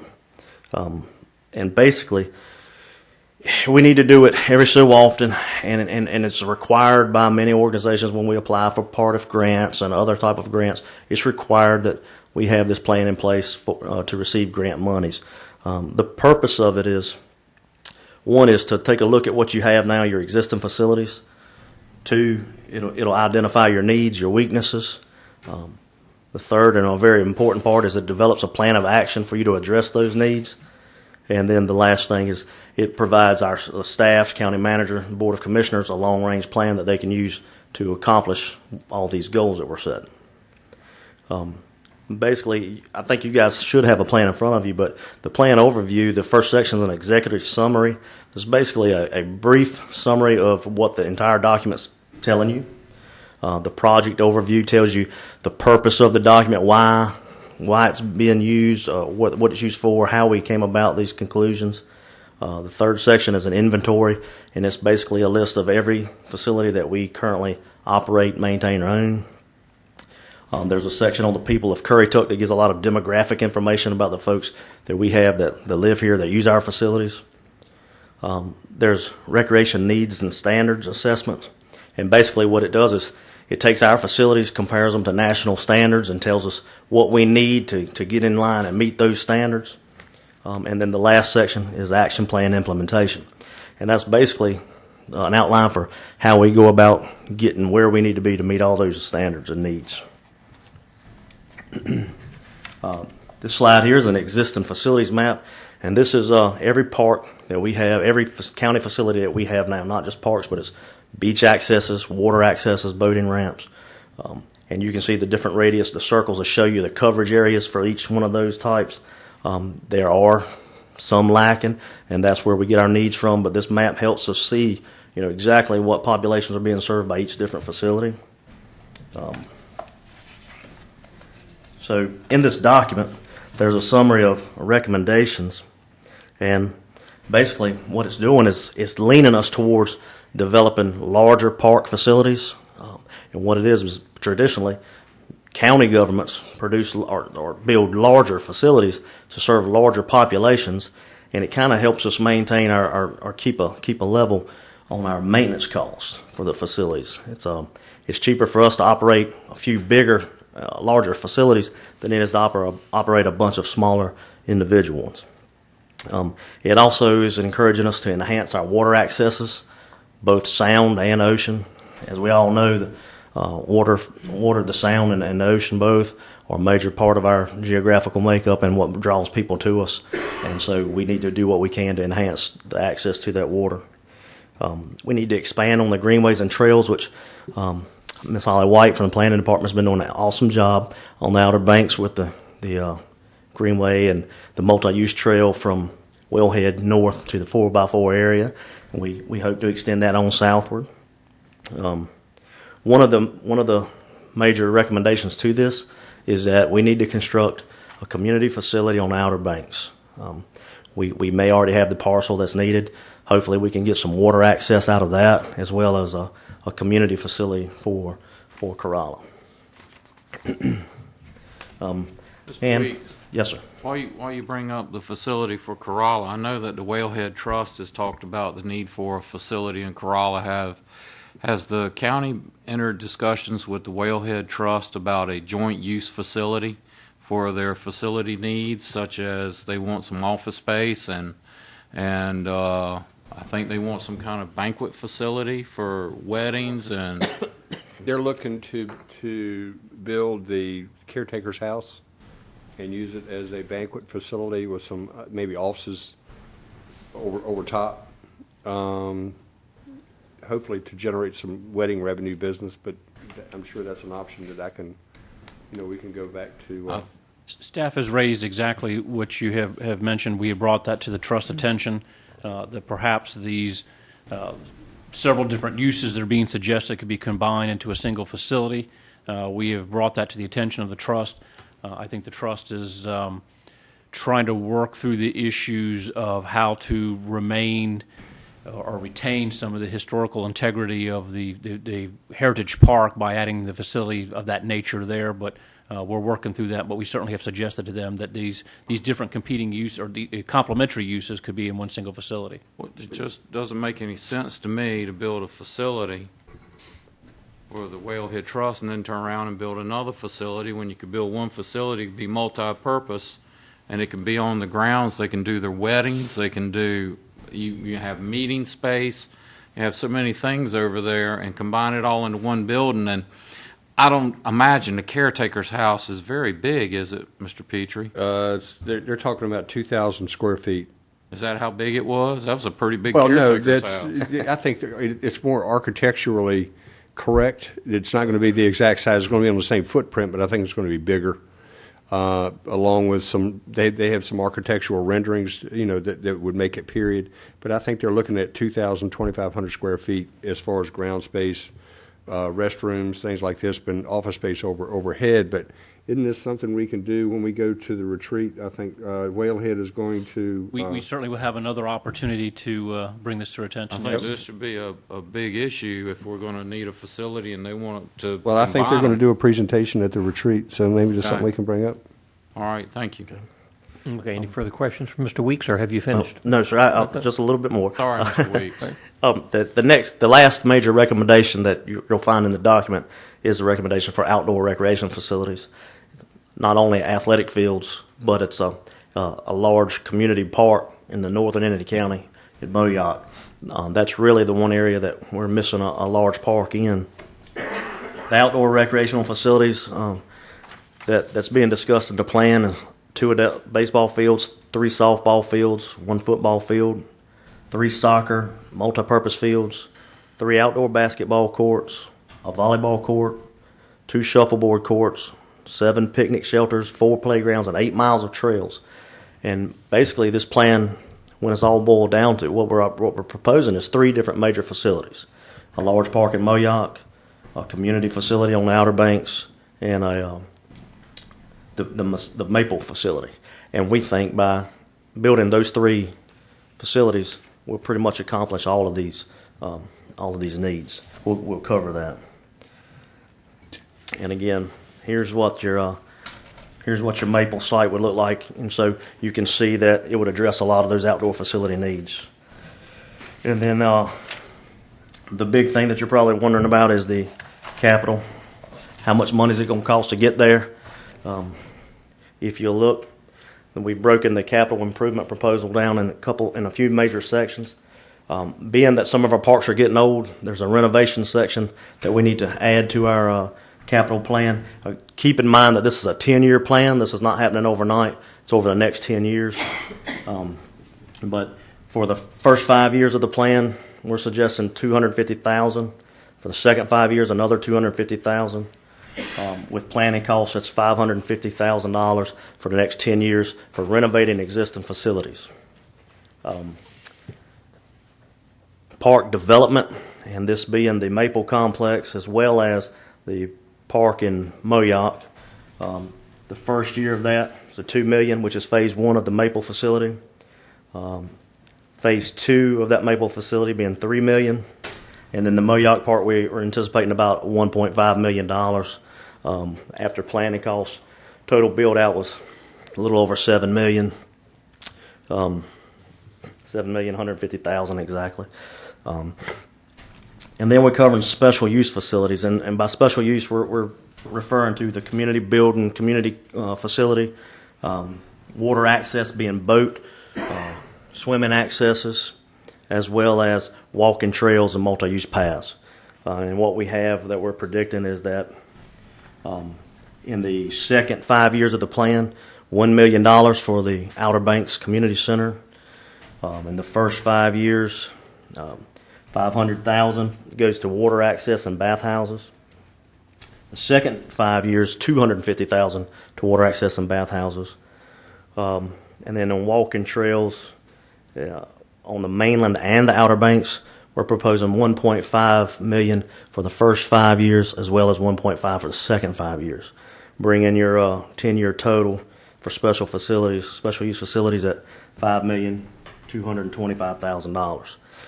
So what we're recommending in the next 10 years is dedicating $12,925,000 to accomplish and meet all of our recreational needs and opportunities in terms of facilities. I know that's a heck of a lot of money. Say it slow. Does it sound better like that? But keep in mind, like I say, it's important to realize that it's 10 years. If you break it down over 10 years, it's $1.3 million a year. It's still a lot, but I think it'll address all of the needs that we're looking at for the next 10 years. I do have Derek Williams from Site Solutions, the firm that wrote both plans for us. If you have any questions that he or I, either one, could answer for you, be glad to do so at this time. Anybody have any questions for either?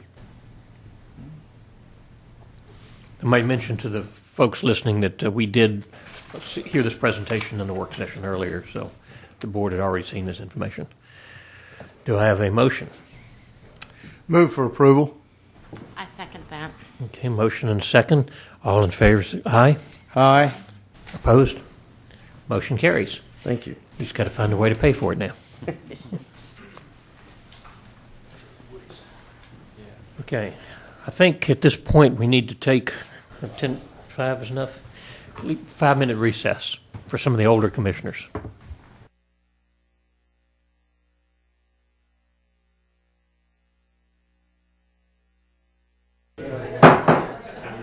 Everybody's back. Assume your place.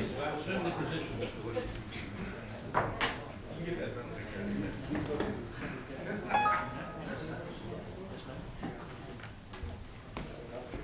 Okay, we'll resume the meeting.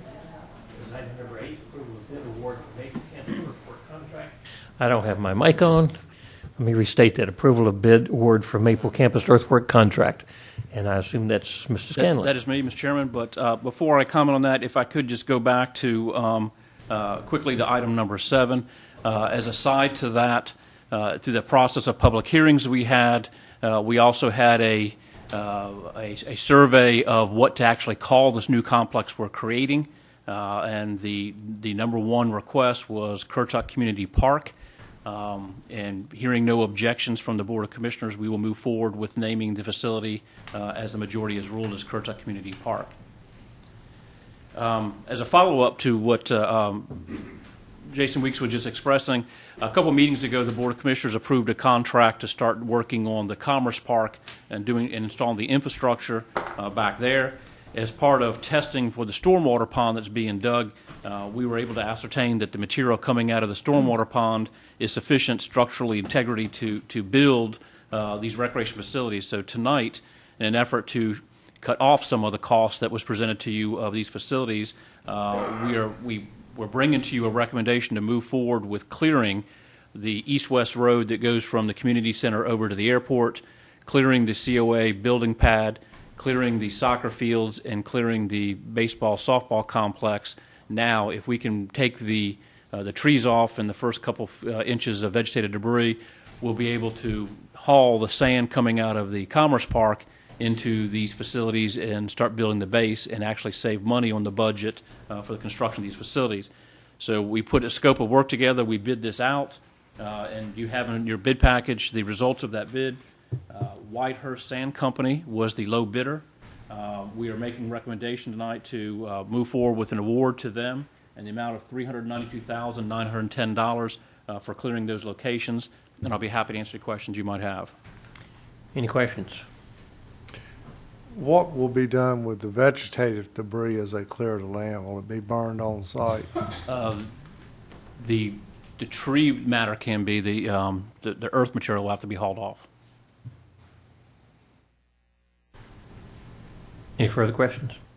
Say that amount again. I was looking forward to.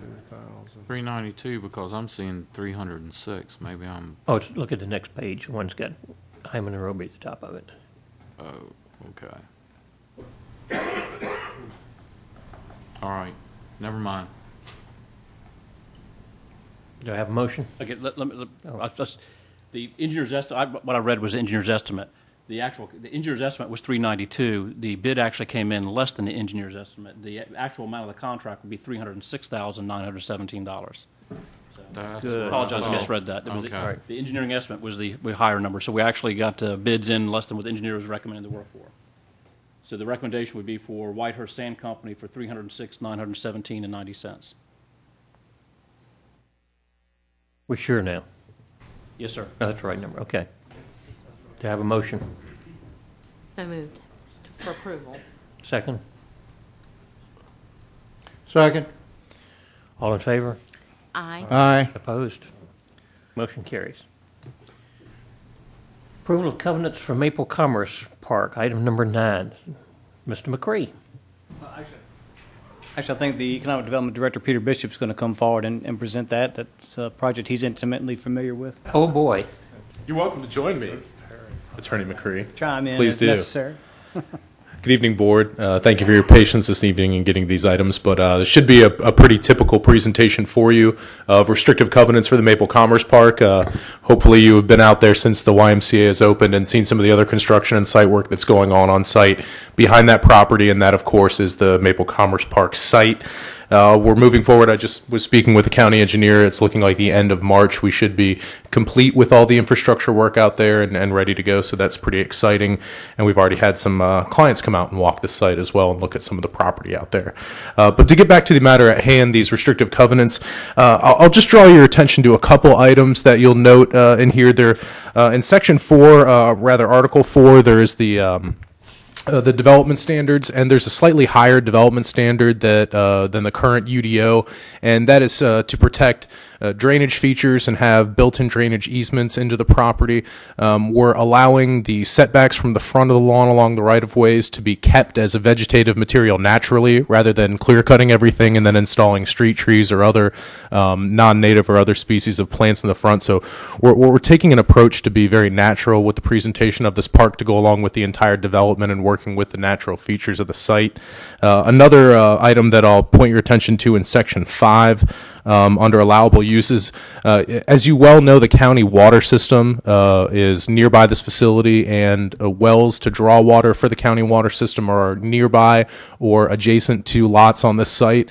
So the county, in cooperation with Utilities Director Pat Irwin and Engineer Eric Weatherly, has developed specific wellhead protection areas that further limit site uses on any lot that could possibly encroach or provide any negative drainage toward those recharging in the wells, both shallow and deep, that are nearby the site. So that's something unique that we have that we've built in to protect the water system and the water source for Currituck County, and that's usually getting into things dealing with gasoline, fuels, and other harmful substances on those sites. If you have any questions, I would take those at this time related to these covenants. Any questions for Mr. Bishop? Yes, I do have a question. Yes, sir. The minimum lot size is 2 acres. That's correct. I know we discussed that a little bit in the rewrite of the UDO, correct? Because right now it's minimum lot size is 1 acre, correct? I believe so, yes. Okay, we're going to take a 2-acre tract of prime land out there, and we're going to allow somebody to build a 5,000 square foot building on 2 acres of land? The math ain't working for me. If we're going to have this prime developed land out here for commercial, we're going to require somebody to have 2 acres of land, then we're going to build a building that big on it. What about the rest of the land? Isn't that a waste of prime commercial land?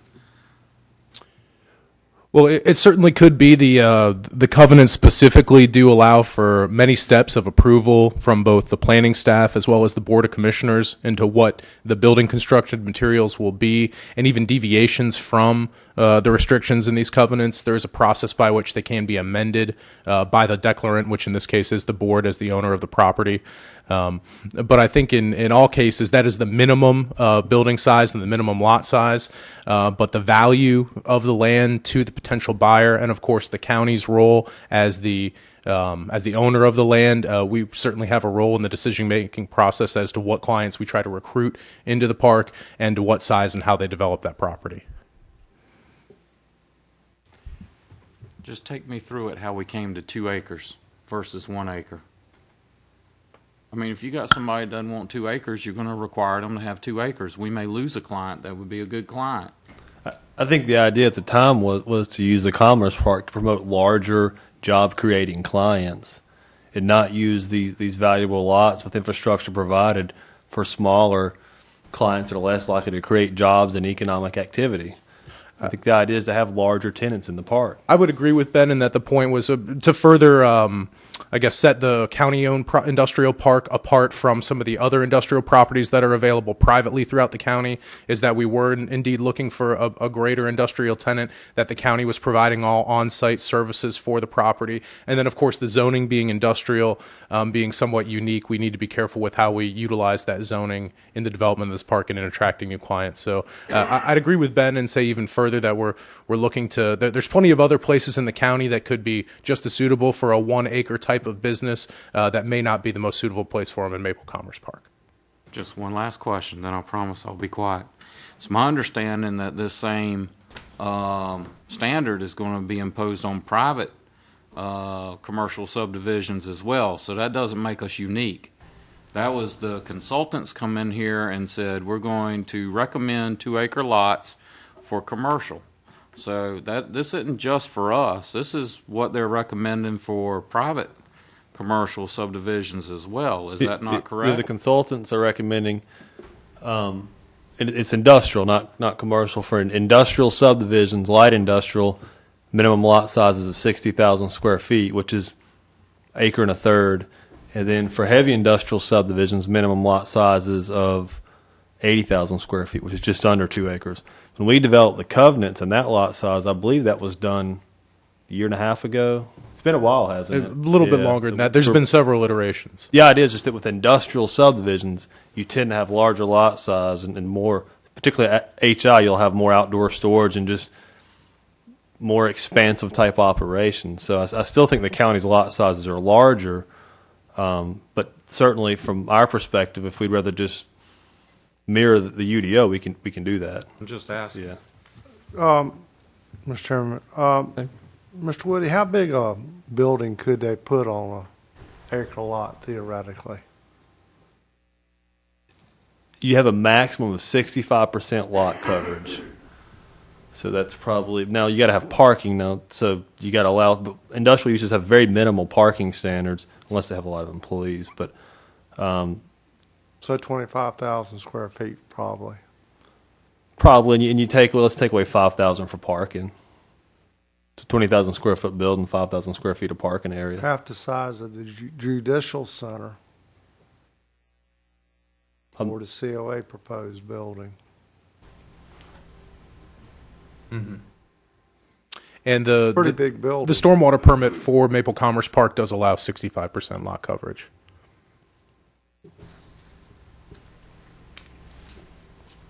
Any other questions of the board?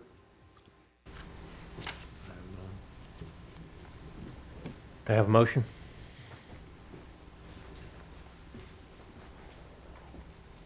Let me ask a question before we do. We've got it pretty well laid out as it stands today. Is Yes, that sir. correct? Is there any place in there as it's laid out today that could possibly be considered for 1 acre parcels? Well, without changing the design of it? we would have to modify the covenants because the covenants that you're about to approve tonight state minimum lot size of 2 acres. So those would have to be amended as well as an additional subdivision process, I believe. But Ben could probably cover the planning aspects of it. If you want to, the parcels that are in the plan right now are probably 5 acre parcels. Is that correct? At least, I think the smallest is around 4, but yeah. If, let's say, 4 to 6 acre parcels, if we wanted to identify a certain number of parcels that we would think 1 acre lots are appropriate, you could establish those in the covenants and say on original parcels A, B, and C, you can allow further division by a tenant or a client for 1 acre lot. So we could do that. I don't know which area of the subdivision would be better. I don't know if you'd want to have 1 acre lots when you enter the subdivision or at the back end of the subdivision close to the airport. You probably have to examine that. The reason I asked that, and Commissioner O'Neill brought up a good point, I don't want us to be perceived as not giving everybody equal opportunity to locate a business in here. And if it's a small shop type of business, like a machine shop, 20,000 square feet is a big building. They don't need 2 acres for that machine shop. I think maybe we're not going to be playing fair with everybody on this. I think looking at the setback factors and the avoidance of clear cutting, there's some mitigation in there because you're not going to be able to get the kind of density on the lot size that you would if you had cleared land to work with. So if you're going to look at specific parcels, I would look at ones that don't have the tree coverage and so on. And I think part of the idea was to have a kind of a campus-like setting, have the trees, the bigger lots. We've got the YMCA and a lot of investment in close proximity. So I think our thought was a large lot, campus-like setting that really interplayed well with the civic and institutional uses that exist adjacent. So it kind of depends on what we're looking to do out there long term, what our vision is. I think the possibility of further subdivision may be interesting in the sense we may have someone that might consider coming and purchasing a lot, putting a building up for their own business, and maybe building some additional buildings which might be available for other businesses to locate in by doing that.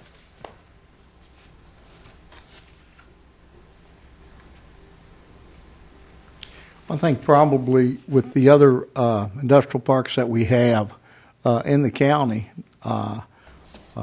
unless it was a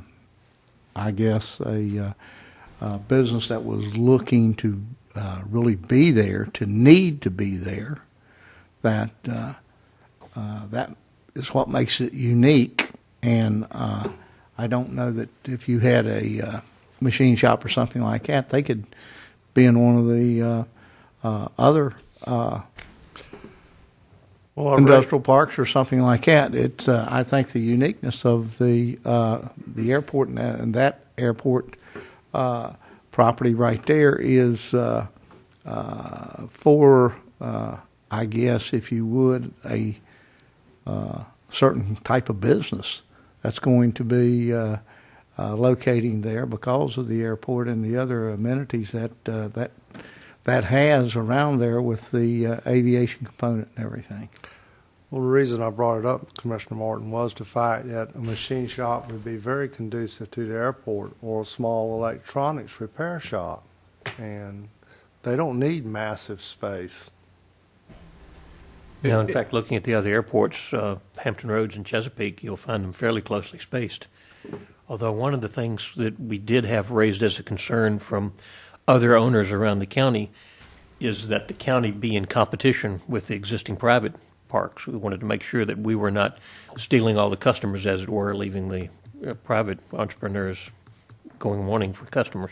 And just to give a rough level of comparison to some of the other business and industrial parks we have in the county, if you start going from north, Windchaser, another heavy industrial zone park, has sites at 10 acres apiece and going up, so larger sites there near the rail spur. The Commerce Park has sites ranging from 4 to a much larger site at 25 acres. And then when you get into the southern part of the county, you have much smaller lots in Currituck Industrial Park and Freedom Business Park that are closer to the 1 to 1.5 acre size. So there seems to be a pretty good mix in the sizing of lots and the available zoning on those lots.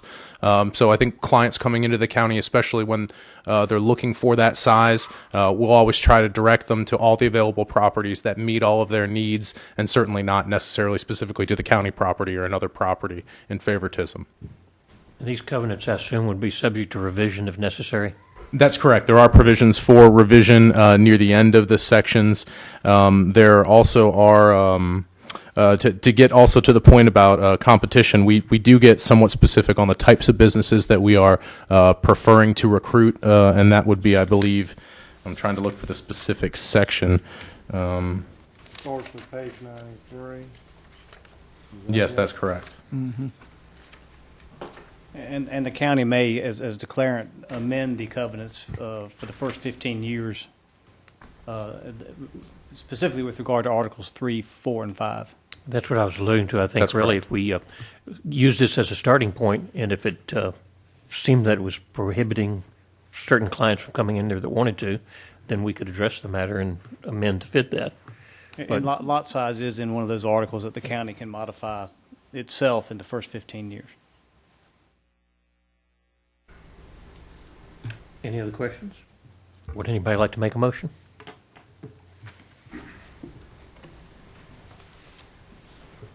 I'm not hearing anyone. I'll make a motion to approve the covenants as explained to us by Mr. Bishop. Is there a second? I second that. All in favor of the amendments or the covenants as they've been explained, say aye. Aye. Opposed? No. No. Hold your hands up. Ayes. The ayes. Ayes. Ayes. The noes. It looks like it carried. All right. It passed. Okay. All right. Appointment to Board of Adjustment. I think Commissioners Martin and O'Neill have appointments. Defer mine, Mr. Chairman. Mr. O'Neill defers. And mine also. Okay. Let me speak to that just for a minute. Certainly. I would certainly like, and all of us have spoken to it one time or another, but we're really looking for people to serve on our different boards, and we have had tremendous interest in, economic development, tourism, and the recreation board. But these other boards, they are there, and they are just as important, if not more so. And I think Board of Adjustment is very important, and I would really appreciate the citizens perhaps going online and filling out an application. And or give me a phone call. I'd love to talk with you. Thank you. Okay, moving on to item number 11, appointments to the Tourism Advisory Board. Leslie Daughtry. Okay. Mr. O'Neill has nominated Leslie Daughtry. That's the only one I think that's Second. open. Second. All in favor? Aye. Opposed? Appointment to the Recreation Advisory Board, item number 12. I have an appointment, Commissioner Etheridge and Commissioner O'Neill. And I had some recommendations from Mr. Weeks, but I have not had a chance to talk to that individual. And then I had a recommendation by Mr. O'Neill, somebody that was interested as well. So I'd like a chance to talk to those people before I do that, so I'll defer till the next time. I'd like to defer also. I'd like to nominate Neil Smith. I'm assuming that Miss Hampton cannot be reappointed. Okay, so I nominate Neil Smith. Okay, Mr. O'Neill nominates Mr. Smith. Second. All in favor? Aye. Opposed? Mr. Smith, yes. Appointments to Farmland Preservation Board. I have the appointment on there, and I'll nominate Jerry Wright to serve another term on that. Second. All in favor? Aye. Aye. Motion carries. Commissioner Gilbert also has Oh, a replacement for that board. I missed it. I'm sorry, Ms. Gilbert. Give me a second. I'm scrolling through these pages. I have one as well, according to this. Oh, yeah, you do. I'm sorry. I apologize. I thought I made notes on that. I'm Okay. gonna reappoint Mr. Garrett. And It's on page 119. yeah, due to the death of Martin Jarvis, I would like to appoint Jamie Jarvis as my appointment for the board. Okay, we have nominations for Mr. Garrett and Mr. Jarvis. All in favor? Aye. Excuse me. Aye. Okay. I should ask for a second first, but all in favor? Second. Aye. Trying to move this along. Apologize for any shortcuts I'm taking. Consent agenda, item number 14. Move for approval. Before we do, I have a question if I can ask. Does this mean we're taking ownership of Waterside? You be going ahead and approving the agreement for us to then execute and then move forward with the closing. This draft, when I put it on the agenda, I was still waiting to get comments back from Wachovie's lawyer on my comments. I did receive those this afternoon. They least their lawyers agreed to the modifications I requested, although with the proviso that he wanted to talk to his client, the bank. But what we're asking for to prevent any further delay on this conveyance is for your approval of this agreement in the format that I have suggested to Wachovie's attorneys. That was my question. We officially haven't done it yet, but this is The- like pre-approving. That's right. Okay, we haven't officially turned the valve on it either. That's correct. And just to remind everyone, the county will be receiving the wastewater treatment plant facilities that are in waterside villages. The county already, upon the dissolution of Walnut Island Sanitary District, owns the 4 acres, and the bank understands that the county is going to be retaining that. We're not going to be conveying that to the bank. And that will be basically the agreement. Plus $5,000 will be paid. That coming from the condemnation lawsuit filed formally by Walnut Island Sanitary District, and that will be part of a consent judgment that will be part of the closing documents. Okay, have a motion? Motion to approve. Second? Second. All in favor? Aye. This Opposed? is the consent agenda, correct? Consent agenda, yes. Okay. Commissioners report, Mr. Martin. I would only like to say I'm a new member of the Y, and I have been there a couple times working out, and if you have not been there, take advantage of it. You can come in and you can visit the Y, and you will be impressed. As everyone I've talked to there, everyone's really, really impressed with our new Y. I think they've got over 500, close to 550 members. Yes. And it stays busy. I went by there today, and the parking lot was probably 75% full, and that was 10 o'clock this morning. New Year's resolutions. They're dedicated people to be out in this kind of weather. That's The wind right. blowing and the cold. It speaks a lot for it. Yeah. Commissioner Etheridge? I would say I reiterate what Commissioner Martin said, and I wish everyone a happy new year, and hopefully that those of us who are sitting here next year at this time, that it would have been a good 2012. Mr. O'Neill? Mr. Chairman, I'd like to convey also some comments I've received from being at the Y. And one of the ones I really want to share is a gentleman stopped me as I was coming down the stairs looking out of breath and maybe needing 911, and introduced himself to me. And he told me, I'm from Ohio. I'm visiting here and checking out your Y. And he was visiting the area and found out about our Y and was there at the YMCA exercising. And I guess I bring that up because I've been told nobody's going to go there that doesn't live here. And this guy sought me out to let me know that he was visiting the area and was going to our Y. Great. Mr. Petrie?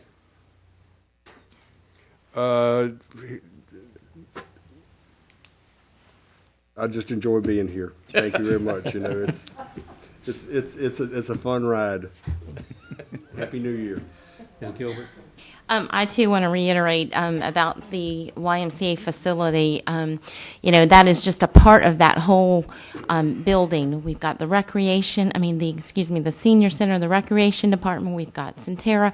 It's a small portion, but a very welcomed addition to the county. I had hoped that some of my other commissioners were going to be there on the 27th at 5:30 when they opened. But I was the Lone Ranger, so I'm not going to let my co-commissioners buy that easily because I took the day off so I could be there at 5:30 to meet them, Mr. Martin. No singling out there. But I got there later. Would you like me to tell you why I wasn't there? Talk to the hand, gents. But it's a wonderful facility, and I want to reach out and just extend my gratitude to Dean Maddox, the director of the YMCA, Brad and Nicole, who have worked diligently to get the facility open on time, as they stated on the 27th. They pulled a lot of late nights, a lot of early mornings, some tireless efforts that were just put into that. So I just want to let them know that I appreciate their efforts, and also want to let you know that Renee and Scott Sawyer has now opened the Hackers Grill, which is at Mill Run. They have a breakfast buffet on the weekends from 8 until 2. It's more of a brunch. I've been in and had the marinated corned beef sandwich. So if you are a corned beef lover, you have to go by there and try that. So other than that, Happy New Year, and hopefully we can get started off and have a really prosperous and good year. Thank you.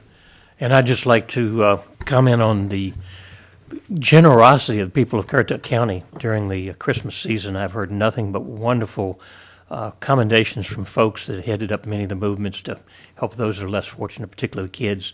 Everybody really turned out and did some fantastic things for folks. I know the food banks really benefited a lot from donations from various organizations. But I'd like to reiterate, too, the economic crisis is not over yet, so please don't think just because the Christmas season has passed that spirit needs to be dismissed as well. Please keep them in mind, because there are a lot of people coming in this cold weather that are going to be suffering and are going to need our help, and we need to be cognizant of that. And other than that, just have a great, happy New Year. And I'll turn it over to Mr. Scanlon for his comments. Nothing tonight. All right, very good. All right, that's the end of the reports. We had scheduled a special meeting. I was asked to see if we could move that special make meeting a with motion. Tourism Development Authority in front of the closed session. Is that appropriate? It is. Okay. Good to that. Could I have a motion? Mr. Chairman, I'd like to make a motion that we recess the Currituck County Board of Commissioners and reconvene as the Tourism Development Authority. I second that. In favor? Aye. Opposed? Okay, let's recess the Currituck County Commissioners meeting, and we'll reconvene as the Tourism Development Authority. Mr. Chairman, you have a single budget amendment tonight for your consideration. That budget amendment does two things. One, it recognizes actual revenues collected over budget, so we're decreasing the amount of our appropriation from fund balance. And it also recognizes that unlike businesses that pay with their quarterly payroll taxes, they pay into unemployment. Local governments were responsible for 100% of the unemployment. We received our check, or our bill, not our check. And so this is making the appropriations a line item so that we can pay our last year's unemployment. And I'll be happy to answer any questions you might have. Move for approval. Second. All in favor? Aye. Opposed? You got it. Mr. Chairman, well, go ahead. There's one thing that we forgot to add about the Y, if I may bring it up now, and that is there will be a ribbon cutting on the, It has not been scheduled. has not been scheduled? No, sir, it has not been scheduled. The Okay. announcement for the 16th is premature, and we're working on one, and as soon as we get the date, we'll let you know. Well, I wanted to make sure because I don't know if we'd have the next meeting before the 16th. I can't remember the night of before. Okay, this is the, Day's the third. yeah, but it'd be the third. 2nd, 14th, would be the 16th. Yeah. On the 7th. We meet on the 17th. Okay. So I apologize. Mr. Chairman, I'd like to make a motion that we adjourn the Tourism Development Authority and reconvene as the Currituck County Board of Commissioners, go into closed session according to GS 143-318.114 to discuss matters relating to the location or expansion of industries or other businesses. Second? Second. All in favor? Aye. Opposed? Go to closed session.